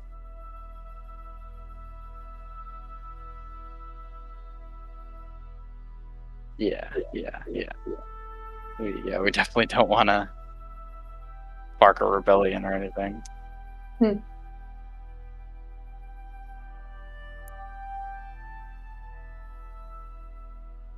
right, Okay. well,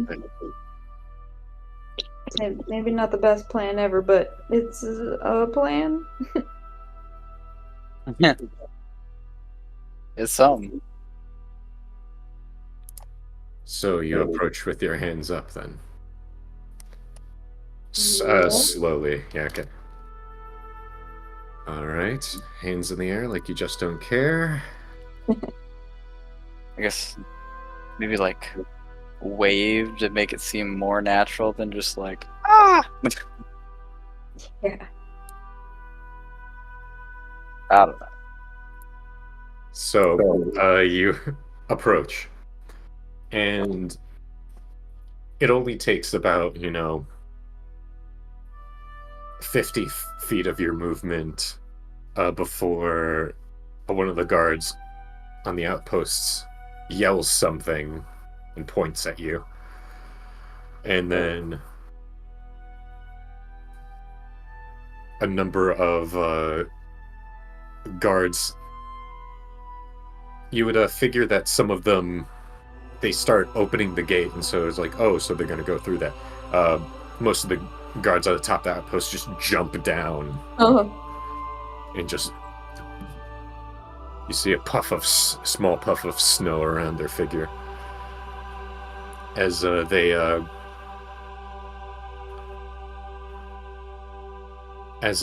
draw their weapons and keep their halberds at a ready position in front of them. They approach not fast enough to that you feel like they're here to fight, but they're ready for one. Yeah. Just fully hands up, not holding any weapons, even though I don't need any. My hands are my weapons, but So many of these frost giants come up to you, just Daga Verslet, as they speak in giant. You can read it. I don't. Hold on. I know giant. You do. I do not. Halt, outsiders!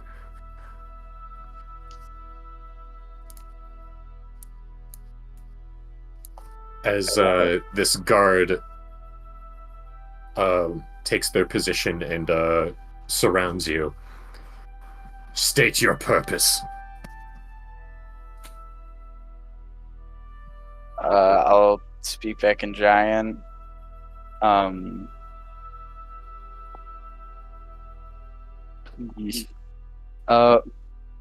We're here looking for a friend, and I don't know. Information.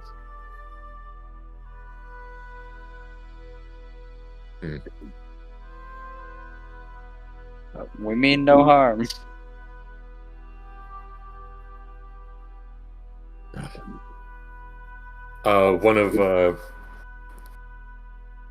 One of the people, doesn't look like a guard, huddles up to the back.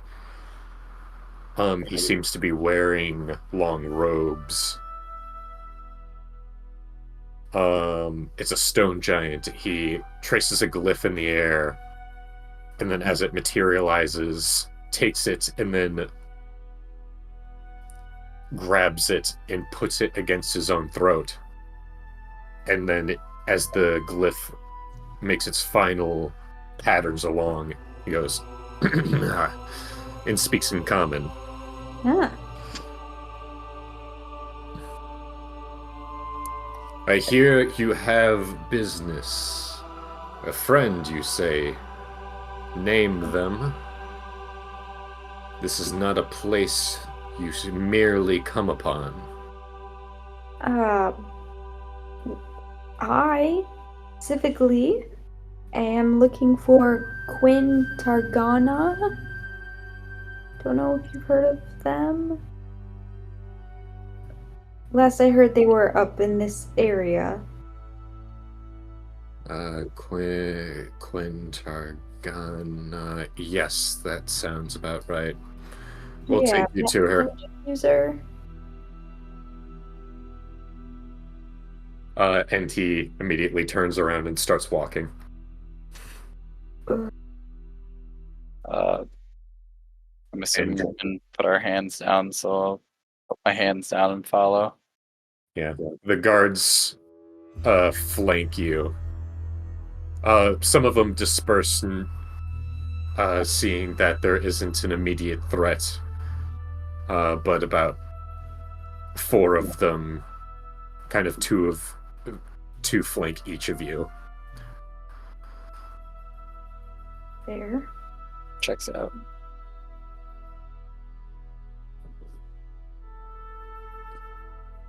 As you're led into the inner part of the city. Hold on, let me just pull something.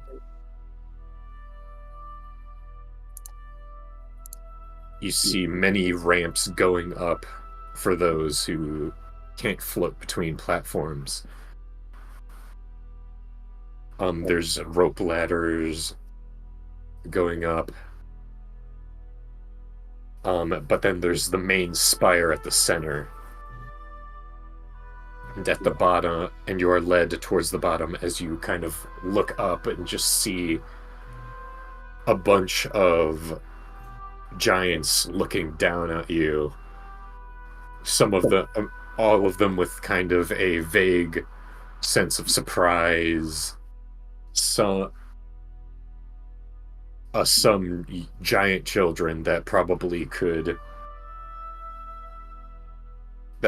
still are taller than you, pointing and just going, what's that, in giant, to their mother kind of pulling them along. You get led down to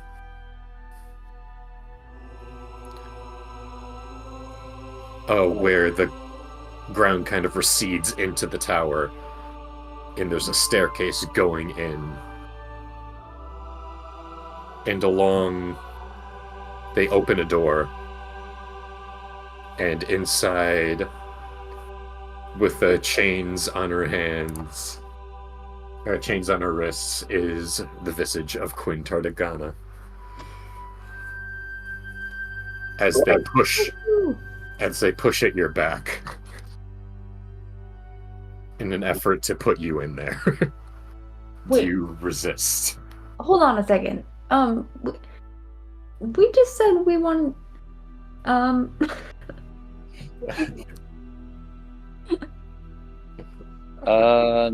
No. Okay.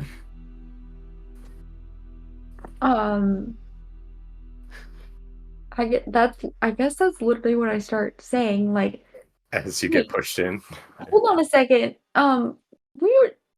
What's going on? Short folk are dangerous. Please abide these conditions while we find you an audience. What? Okay. Fine, I guess. As you look over, and then as opposed to like imagining, the reason why you're kind of don't get the chance to as much of a chance to react is because the interior of this room doesn't look like a cell. It looks like, honestly, a room at a motel, basically. It's like being locked in a guest room. Basically. Though there is, as they hit a switch, kind of the wall kind of fold in to kind of look like giant stone bars. Oh. Dang. It's probably one of the nicest jails I've ever seen. And we're in the room with this lady.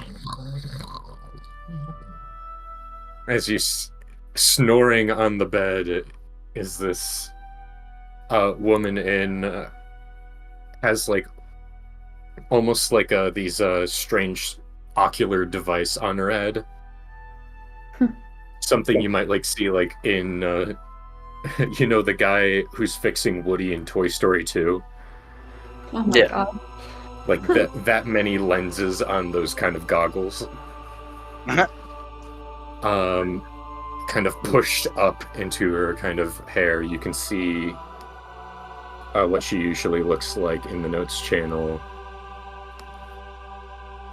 With her, it looks like she's wearing the equivalent of a varsity jacket from whatever university she was doing research at. Her the kind of long strand of hair in front is like matted against her face in a kind of wonderful kind of bedhead. I like take out my little like card I have that has her image on it and show it once I realize that she's sleeping, like take it out quietly and show it to Helmir and like point at the card and then point at her and make gestures of like, oh my god, we found her. I'm assuming she matches the photo. She does. Hmm. And she awakes and hello. Oh, I have roommates now. You're Quinn Targana. I don't suppose I'm famous. Did Well- my thesis get approved? I have a trading card. Something got approved. Okay, well that's good enough, I guess. We're actually here to take you back to hopefully fix the magical artifact in In Verdast. that one. Oh, for Dast. Nah, I like it here. What? What do you mean you like it here? I mean, didn't you see the albeit I only took a minor in ancient architecture, so my complete knowledge isn't too great. But it's incredible out there, and also the type of magic they're doing is amazing. They just summon evocation magic out of nowhere. Oh, okay. Look, I don't really know much about magic. And I'm sure it's really cool, whatever they're doing out there. But Verdast kind of really needs magical help right now.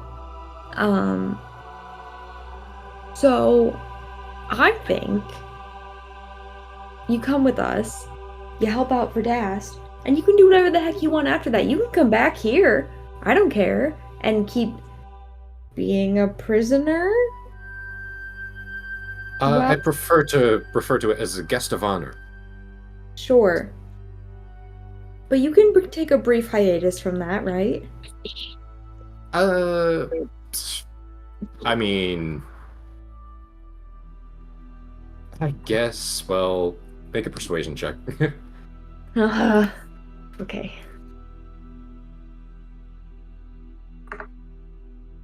Ooh, 17. Well, I suppose they're not really teaching me anything. I guess I kind of am just doing an observational study. Right, exactly.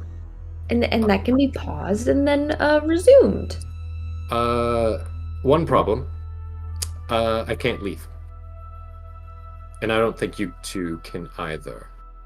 Yeah, they seem to be pretty big about their secrecy.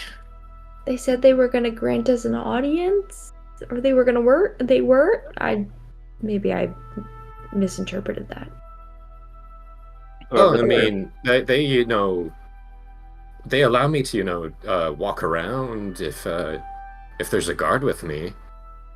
Uh, but for the most part, no going towards the edge of the city. Not that I would get very far, mind you. It's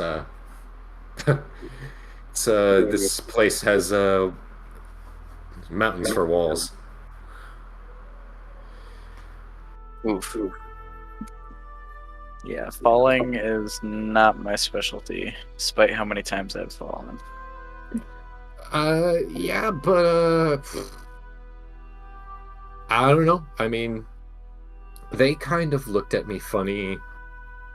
Um, they asked what I was doing here, and I said, to see them, and so they asked what my intentions were, and I said, if I could just, if I could, study and take notes on them, that would be great. And then they looked at me really funny for some reason. And so yeah, that's kind of how my audience went. Nice people.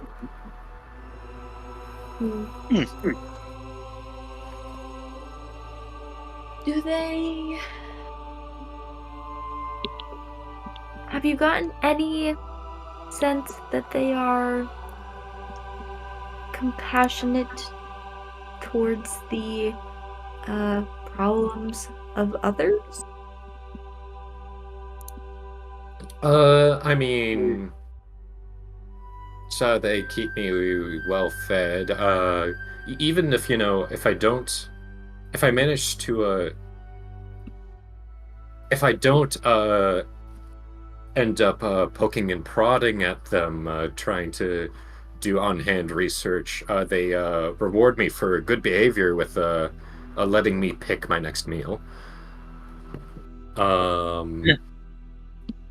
So they not very touchy. They don't like if people touch them, which I suppose that's understandable. It's kind of how I got thrown out of that one class when I wouldn't. Yeah, that's not important.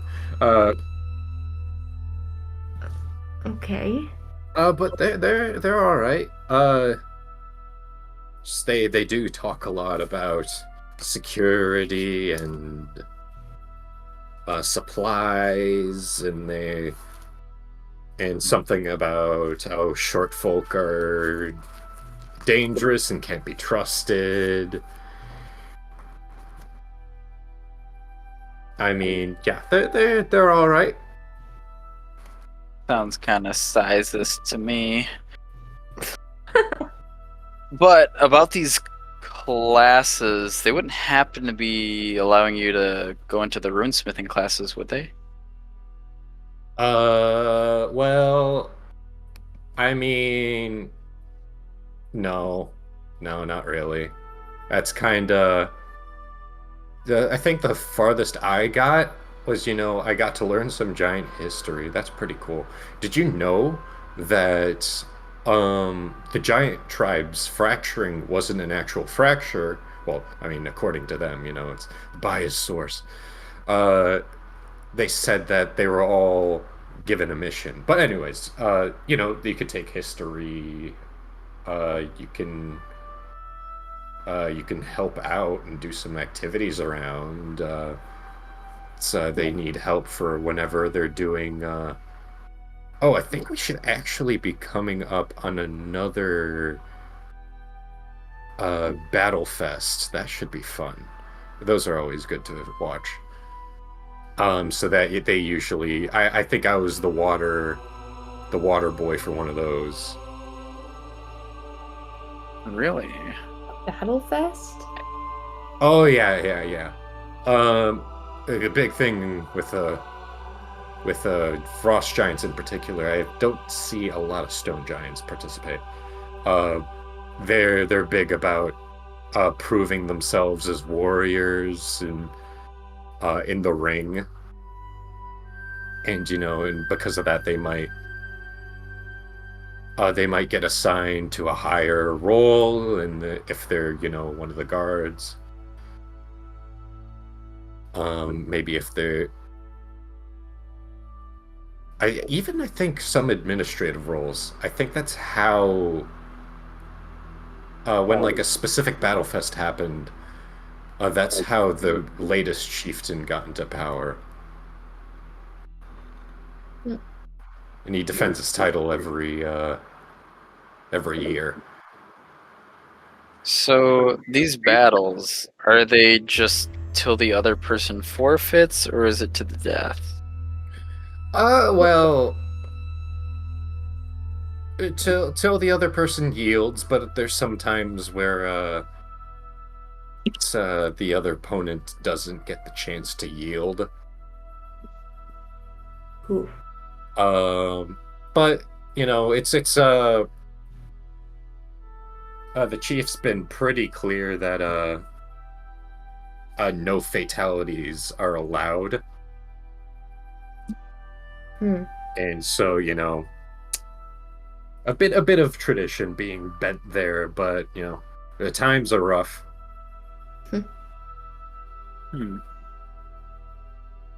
Interesting. Don't have any giant blood to waste. Why is that? Oh, something to do with assassins. Yeah.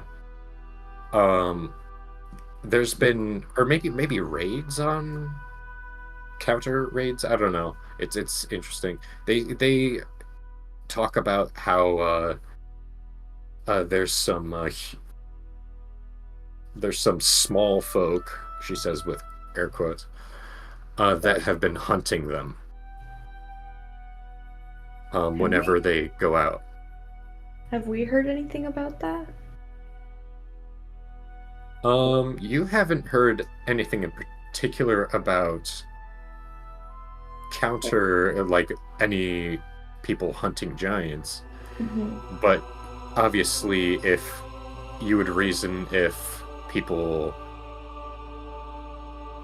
there's giant raids going on, there would probably be a militia assembled by Kartushka and its subjects, as well as the communities around it, to counter that.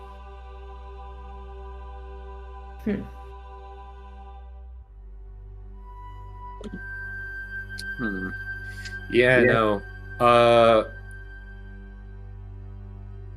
I mean, what are your names? Do you know my full name, which is a little weird?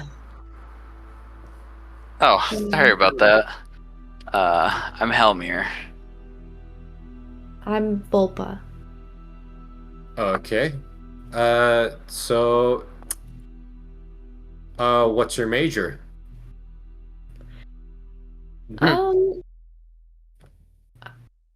I don't. Blades Yeah. and sneaking. This? Oh, I mean, okay. I don't really go to school for it, though. So you guys were homeschooled. Gotcha. All right. Yeah. I guess. Man, I wish I could do that. Tuition costs have kind of gotten me in a pretty rough spot. But that's kind of if I was able to publish the thesis and the thesis gets approved, I should get a pretty hefty scholarship, and so that should cover it. How old is she? You look at her, and she looks to be a human around the age of, like, maybe early 20s. Dang. And you're one of the... you're a really good evocation wizard, huh? Oh yeah. Mom and Dad really started early. Um, I kind of wanted to do illusion, but they said that there isn't jobs for that, and so I mean I've been doing it most of my life. It's kind of it's pretty cool. You know, it gets old, but there's kind of little nuances you learn. Do you know how to fix magical artifacts? Oh, I mean, magical artifacts pertaining to evocation magic, yeah. Okay. I'm assuming we don't have the artifact with us. No. Yeah, I was like, I'm pretty sure we left that behind. But yeah, no, anything to doing with um, anything that emits a certain energy, as well as, you know,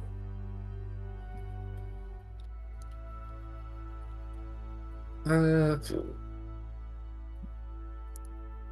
Kind of as like well as a energy transfer. I guess in a certain way, there is a little bit of transmutation, just energy becoming other energy. okay. Was it kind of like orb that keeps the city warm? I mean, that would be on a pretty big scale, but yeah, I've heated up a dorm or two.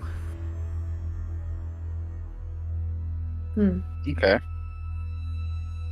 When they let you go out on your little walks, I assume you're under guard? Yes. How many of them? Um, it's usually just one. However, there was that one day where I was a bit cold and made a flaming sphere, and they really didn't like that. And so that was about five that day. Hmm. Ooh. Okay. Well, In hindsight, I guess I could have just went for prestidigitation, but you know, it's I feel like, you know, having a flaming sphere with you has just great utility, and it's just so cool. I mean, you can't have to learn magic just for the utility of it. You gotta love the art of it. true. Right. And I mean, it's, prestidigitation. I've seen one of my friends use it. It's a temporary fix, or a shorter temporary fix to cold. Absolutely. But you know, so when you go and have your audience, I recommend not talking about dragons. They don't like those. Um, also, don't ask about their diets, as well as, you know, how long is their wingspan, um, how much they urinate each day, as well as kind of what, you know, kind of what's the objects of their stool and how they process that. Um, it's, you know, no, it's they kind of fixate on those kind of things. Right. Yeah. I was planning on asking most of those anyways. Um, Although the one about the dragon is helpful. do you have any advice on how to get them to like us? Uh, I mean, uh, make an insight check. Okay. Insight.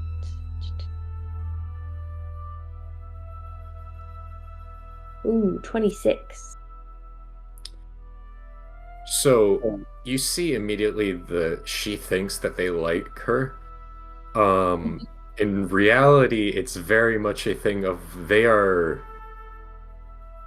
Uh, she, they are weirded the heck out by her and don't understand why she does the things she does, and are of. This is probably the type of person you try to avoid at any cost if you're the object of their obsession. Oh no. Oh. Okay, they uh call him Big Man. Big Man, yeah, they like that. Uh-huh. So say it's your axe is looking real sharp today. That usually it's complimenting their weapons. They take great care in that. So I thought they'd like that. Also, a good half of them don't speak common, so that probably doesn't help. Yeah. Well, Helmir here speaks giant. Oh, really? Can you teach me?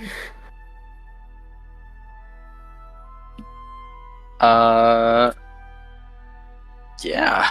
I mean, I don't know how much exactly I could teach you in this short a time, but as long as you're coming back with us, I don't mind showing you some words along the way.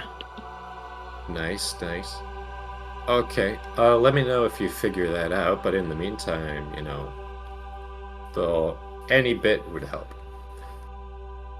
Oh, Ahura on the door.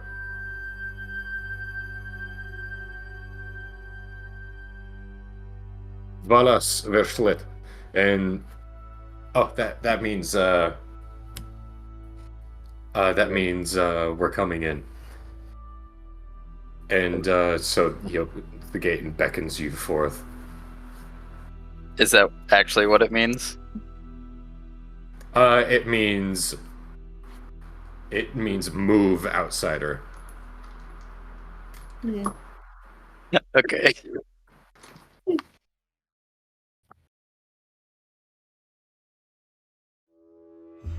Just gonna translate everything back to him. It's like, you're close, but they're asking us to like move back from the door.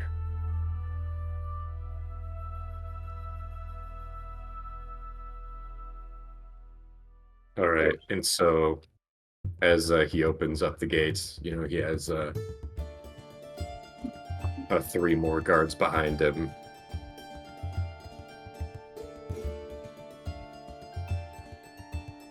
And he puts out cuffs for you to place your arms in.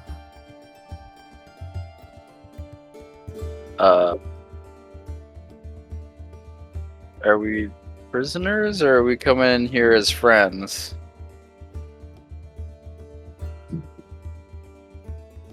We shall see soon, outsider.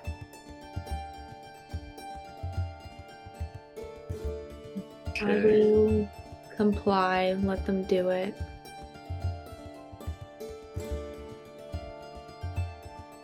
Are we putting them on ourselves? You're just putting your arms in and then they're closing it for you. They don't seem to be... They're snug, but they're not uncomfortable. Okay. As you're led forward, you enter kind of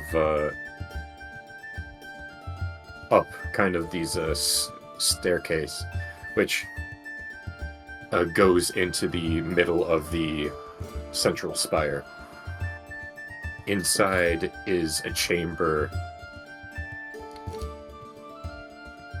with various statues of giants in different garments you look down and you see a bunch of names you can only assume to be the previous chieftains. Hmm. A central statue in the back, with a man, a man carved in the back of the wall, holding up his arms in exultation. In giant below it says Azakesh, blessing Kelsier. Which, Helmir, you remember that is the name of the first giant, is Kelsier. Yep. Azakesh is the supposed quote-unquote great liberator. Yep, and that's what the Azakesh, the mountain range, is Mhm. named after.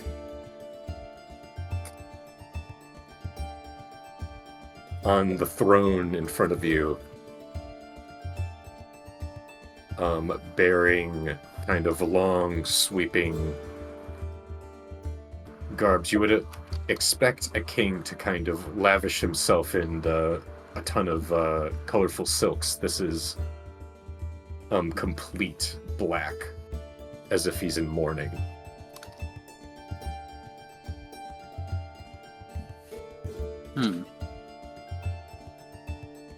His hair is a bright white mohawk that goes down the center, and he looks actually a mix of ice and stone giant, as it's almost kind of a sky blue skin with kind of black marbled across it. Wow. He speaks in common. It has been a while since we have gotten outsiders in our midst. Why do you seek us?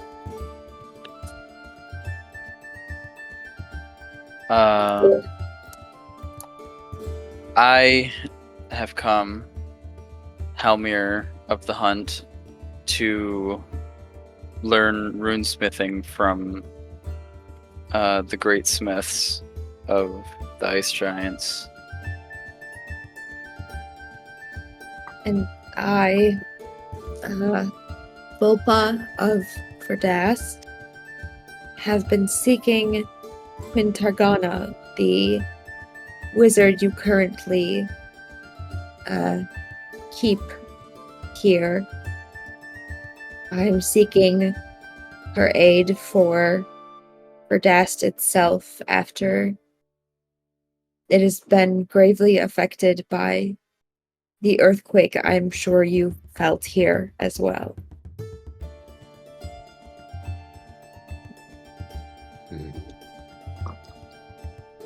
There's a moment where he kind of sits, eyes fixed on the two of you.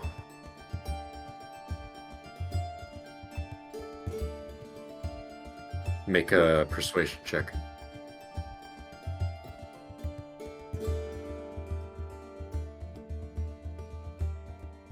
Uh, 26. I got a natural 1 for a total of 6.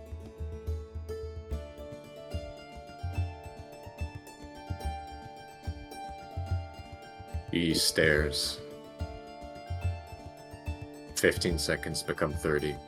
30 seconds become a minute.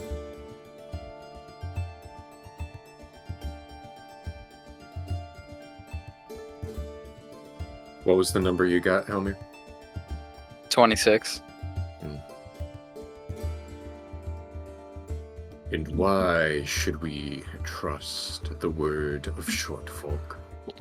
Last time, we trusted the word of humans and elves. We found ourselves in a compromising situation.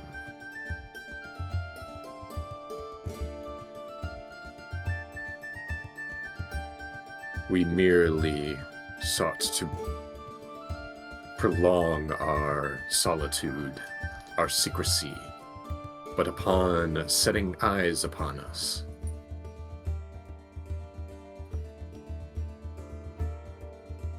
I knew that their deception would be great.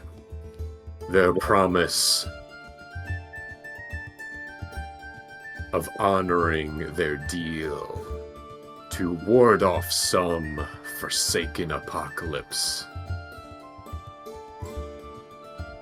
Instead, they try to steal it right under our noses and kill our children, our wives, and our countrymen.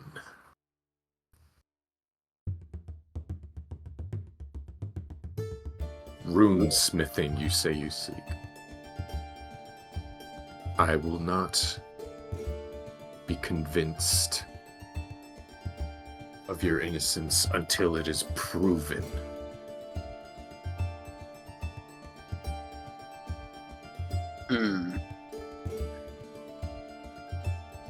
And so,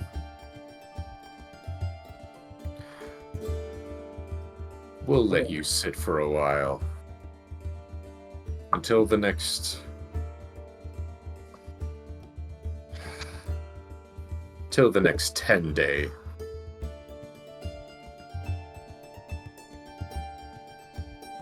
Perhaps then we'll re-examine your usefulness.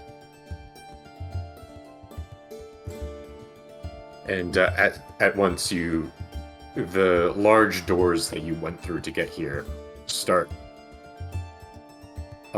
being pushed apart. So. And one of the attendants in the back. Sorry, what is it? I was say, is 10 Day, was that the name of the big fight thing that they got going on? 10 Day is a week. If you look at the calendar, basically they're saying they're going to keep you in here until next week. And then they'll put you on trial. And when was their event happening? I didn't say. Just that it was coming soon.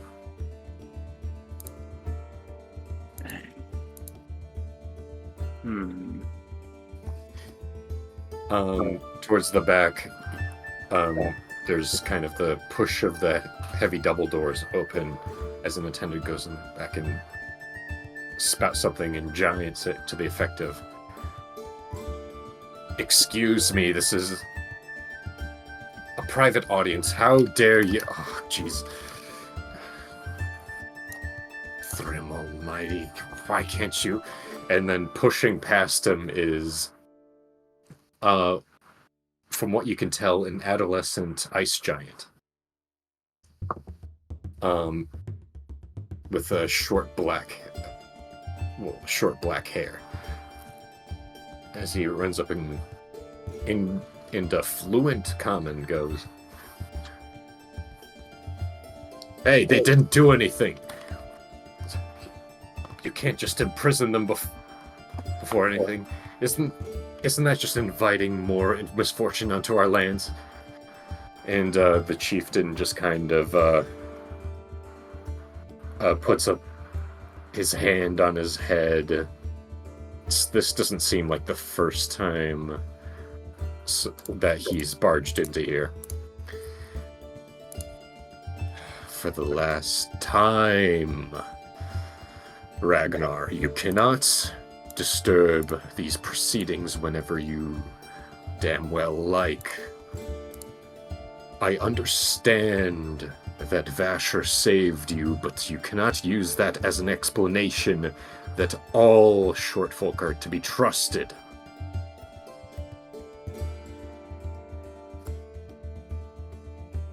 Yeah, well, what reason do we have to give to them? They don't know us. We don't know them. You're just thrashing about until we just die here? You know what's going on with the Fomori and he's like, silence! Do not speak of private matters in front of outsiders.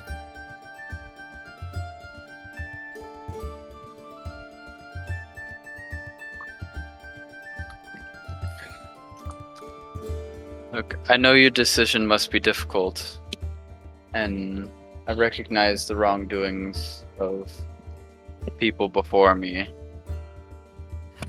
and my obvious bloodline heritage to those people. Not directly, I assume, but like I said, we're here of no harm, so we accepted the shackles as your suspicions are warranted, as this is your home. Very well protected.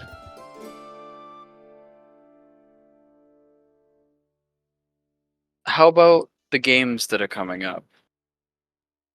We heard you have an event, and there's supposed to be a mighty battle.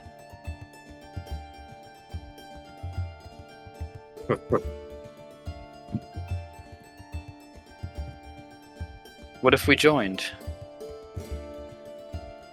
To prove ourselves.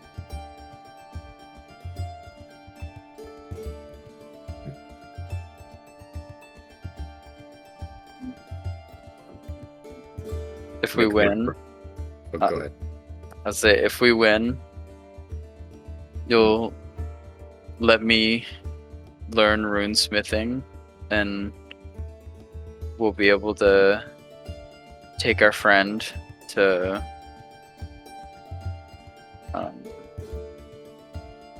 back to the village to help repair our magical artifact.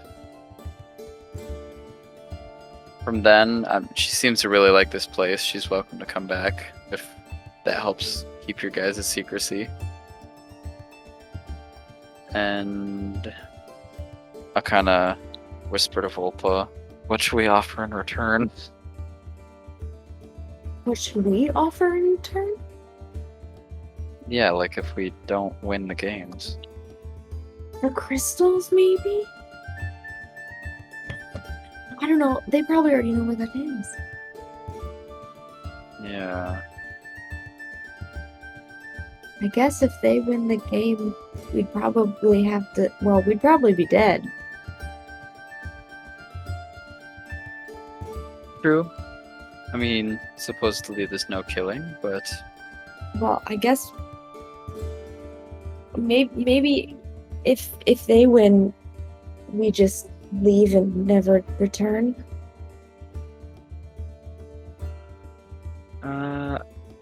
I mean, if we don't prove ourselves, we'll probably be killed because we are prisoners. Well, trying to come up with a slightly more optimistic choice or result. True. But where's the fun in that? Why are you so intent on possibly dying? I'm with that one. Why are you so intent on dying? That was I a see pity laugh. You think very highly of yourselves. I am a skilled fighter. I also think very highly of myself. I have no intention of dying. But if you best me in battle, then so be it. And of course, if we lose, then, well, at least on my side, I'll probably be dead. And it's no loss of you, except some entertainment.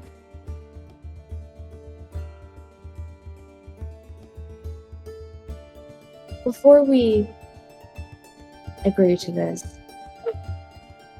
Your Grace, don't know if that's the right title to call you. He kind of shrugs.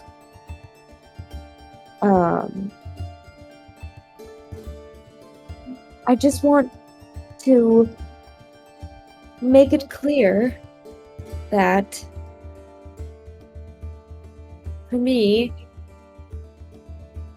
it is not just my life on the line,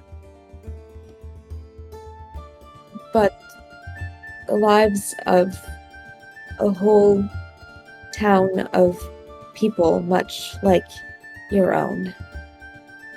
If we do not receive aid from this wizard, I fear that my people will never fully recover from what befell us, including our own children and women and men. Make a persuasion check again with with advantage this time. Okay. You seem to have struck upon something that he cares pretty deeply about. Are we both making with advantage? Just Volpa. Just Volpa. 12.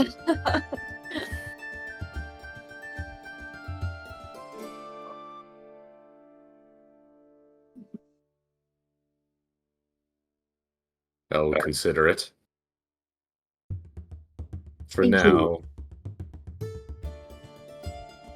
should the case come to pass and you will participate in the festivities, what are your weapons of choice? You may display them without worry of hostility. And the kind of a person in robes next to him kind of leans in.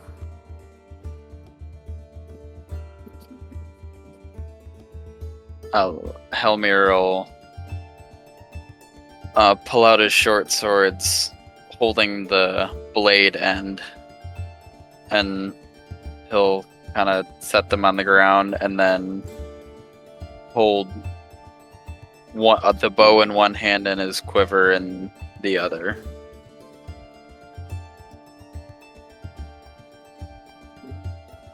We'll give a nod. Looks over to you, Volpa. I guess I take my quarterstaff off my back and kind of hold it at my side like a walking stick almost. And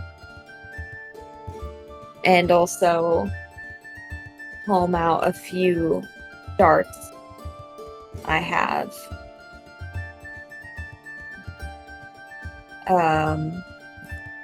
And she doesn't want to be deceitful, so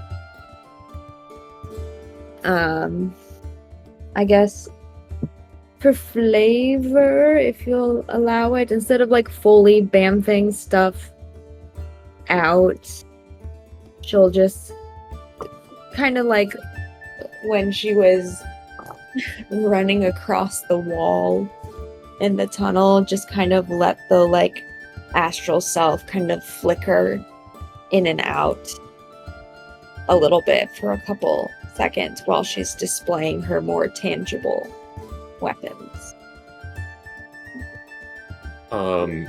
Yes, you can do that.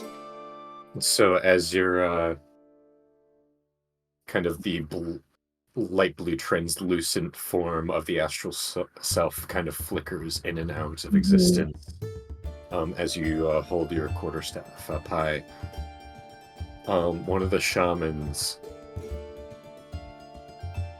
jumps and goes, Vestletatonam Yggdrasil, Vestonas Yggdrasil. And the chieftain just completely palms his own face and just like, I don't know what he said. What did she say? The shaman said, that one has been blessed by Yggdrasil. We cannot Oh. We cannot let a blessed one be in captivity. Is Oh. Definitely blessed over here.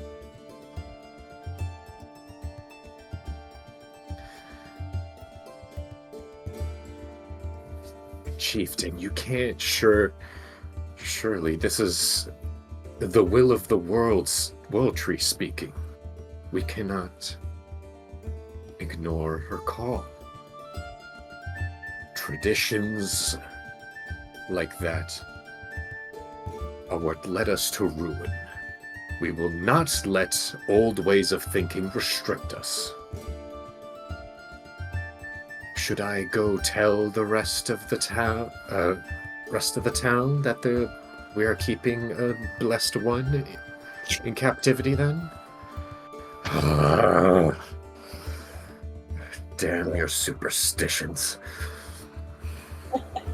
Wolfa's just standing there and she has no idea what's going on.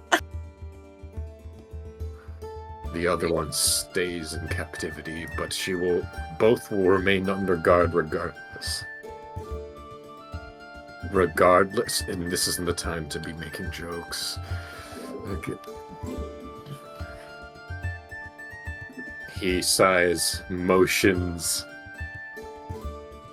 some of the guards to walk over to you, Volpa. You have no idea what's going on. Yeah, I'm just like, what did I do? What did I do wrong? I'm sorry. You're good. You're good. The astral self just like disappears entirely, and I like put the weapons away, hands up, like I didn't do anything. As they come over with the key and unlock your shackles. Oh. Thank Yeah. you. They really like you. What? Apparently you're blessed. What? It is It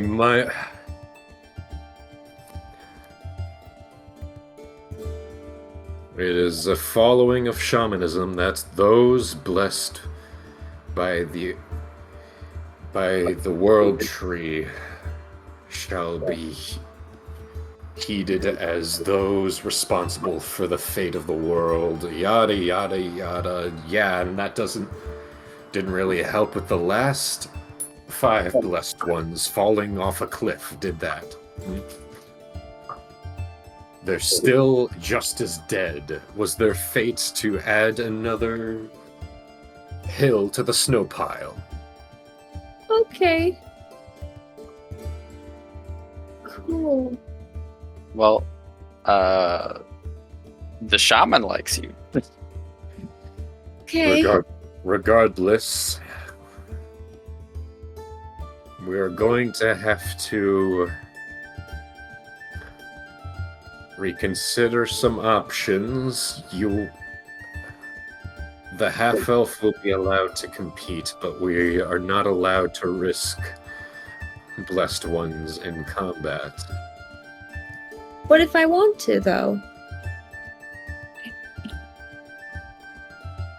You can put yourself in danger, but a giant cannot attack a blessed one unless it has been given a proper ceremony by a shaman.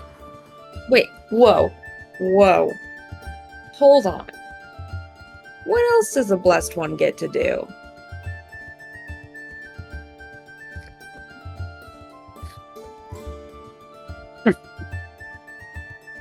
Enjoy, I suppose, comfort. I don't know, I haven't. He kind of looks over to the shaman and goes, you'd be allowed sanctuary within the holy sanctum, as well as being waited upon. However, this does come with some restrictions. You are not allowed to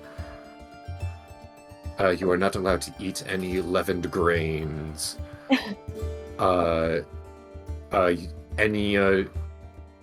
any consumption of alcohol is forbidden. I think that's the gist of it, but yeah, there isn't in Holy Scriptures, let's just say, ones blessed by the World Tree were the ones who turned the tide against the dragons. Oh, shit. And so they are paid to custom, and their character is insured. Okay.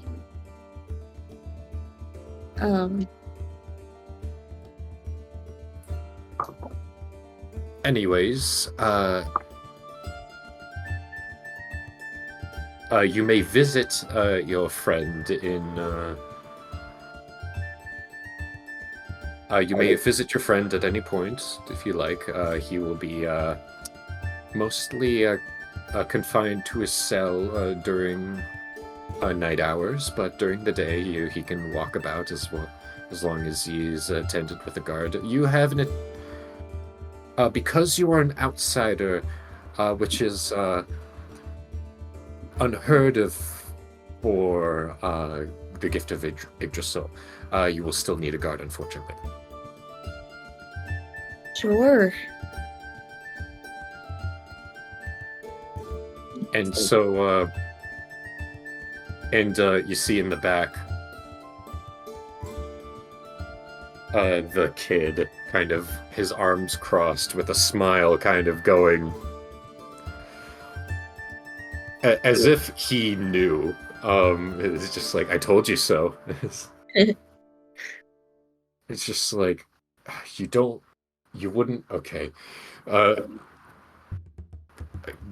Please leave me to my chambers. I need to think. For now, you may... Volpa, is it? You may reside in the Holy Sanctum if you may choose to, but your friend has to stay in his cell. In the night hours, of course. Well, you didn't tell me you were royalty. I didn't know. Do you want... I can... do you want me to... If you want, I can just stay with you instead. I'll I really need to whisper it. Like, no, go ahead and have fun. I don't really think they're gonna do anything to me. And I can talk with the wizard friend to kind of get more of a lay of the land while you're out doing the same. Okay. And besides, I'll still be able to walk around, they said, with a guard. Right. Okay. To the sanctum, I guess. And so, since night hours aren't quite yet here, you see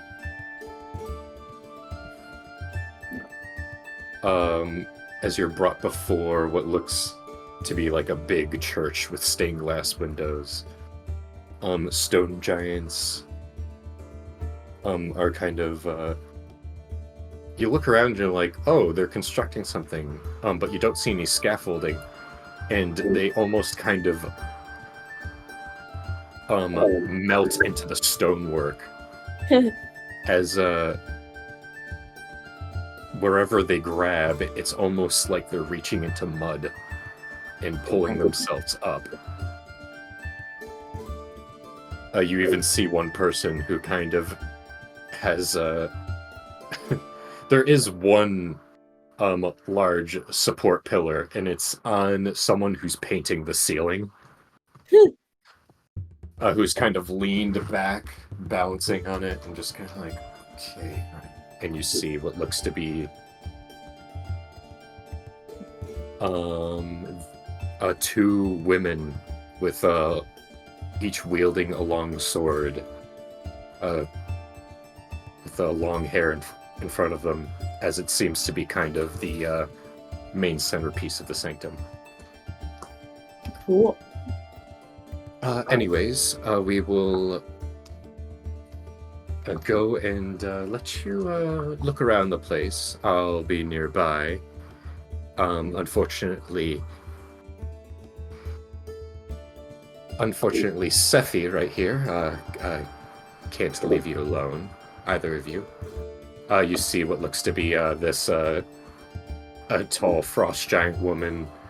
Hair half of her head is shaved, and the other has like long white hair, kind of braided down to the side. She has like military gear on, and kind of crosses her arms and just goes, "Do not do something stupid, short ones." I will keep my hands to myself. I hope we become great friends. Oh. Me too. She says without like changing expression whatsoever. I like her. Oh, I imagine Volpa looks so teeny tiny in this cathedral that's built for giants. Oh my gosh. And as you go around looking at all the impressive stonework, and all the beautiful murals and stained glass, we will end the session here. Ooh. What is happening? What do you mean? Blessed. I just turn a little foxy sometimes, that's all. You thought you were going to be a side character, huh? Yeah, you thought this is actually your arc. You're replacing me in the main group.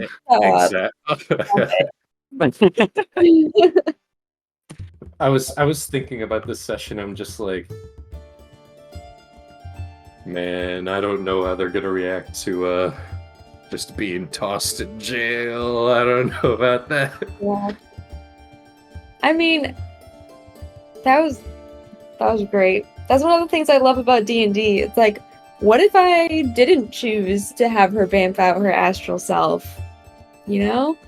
I was also prepared for that eventuality. Yeah. How long would it have taken for them to figure out she could do that?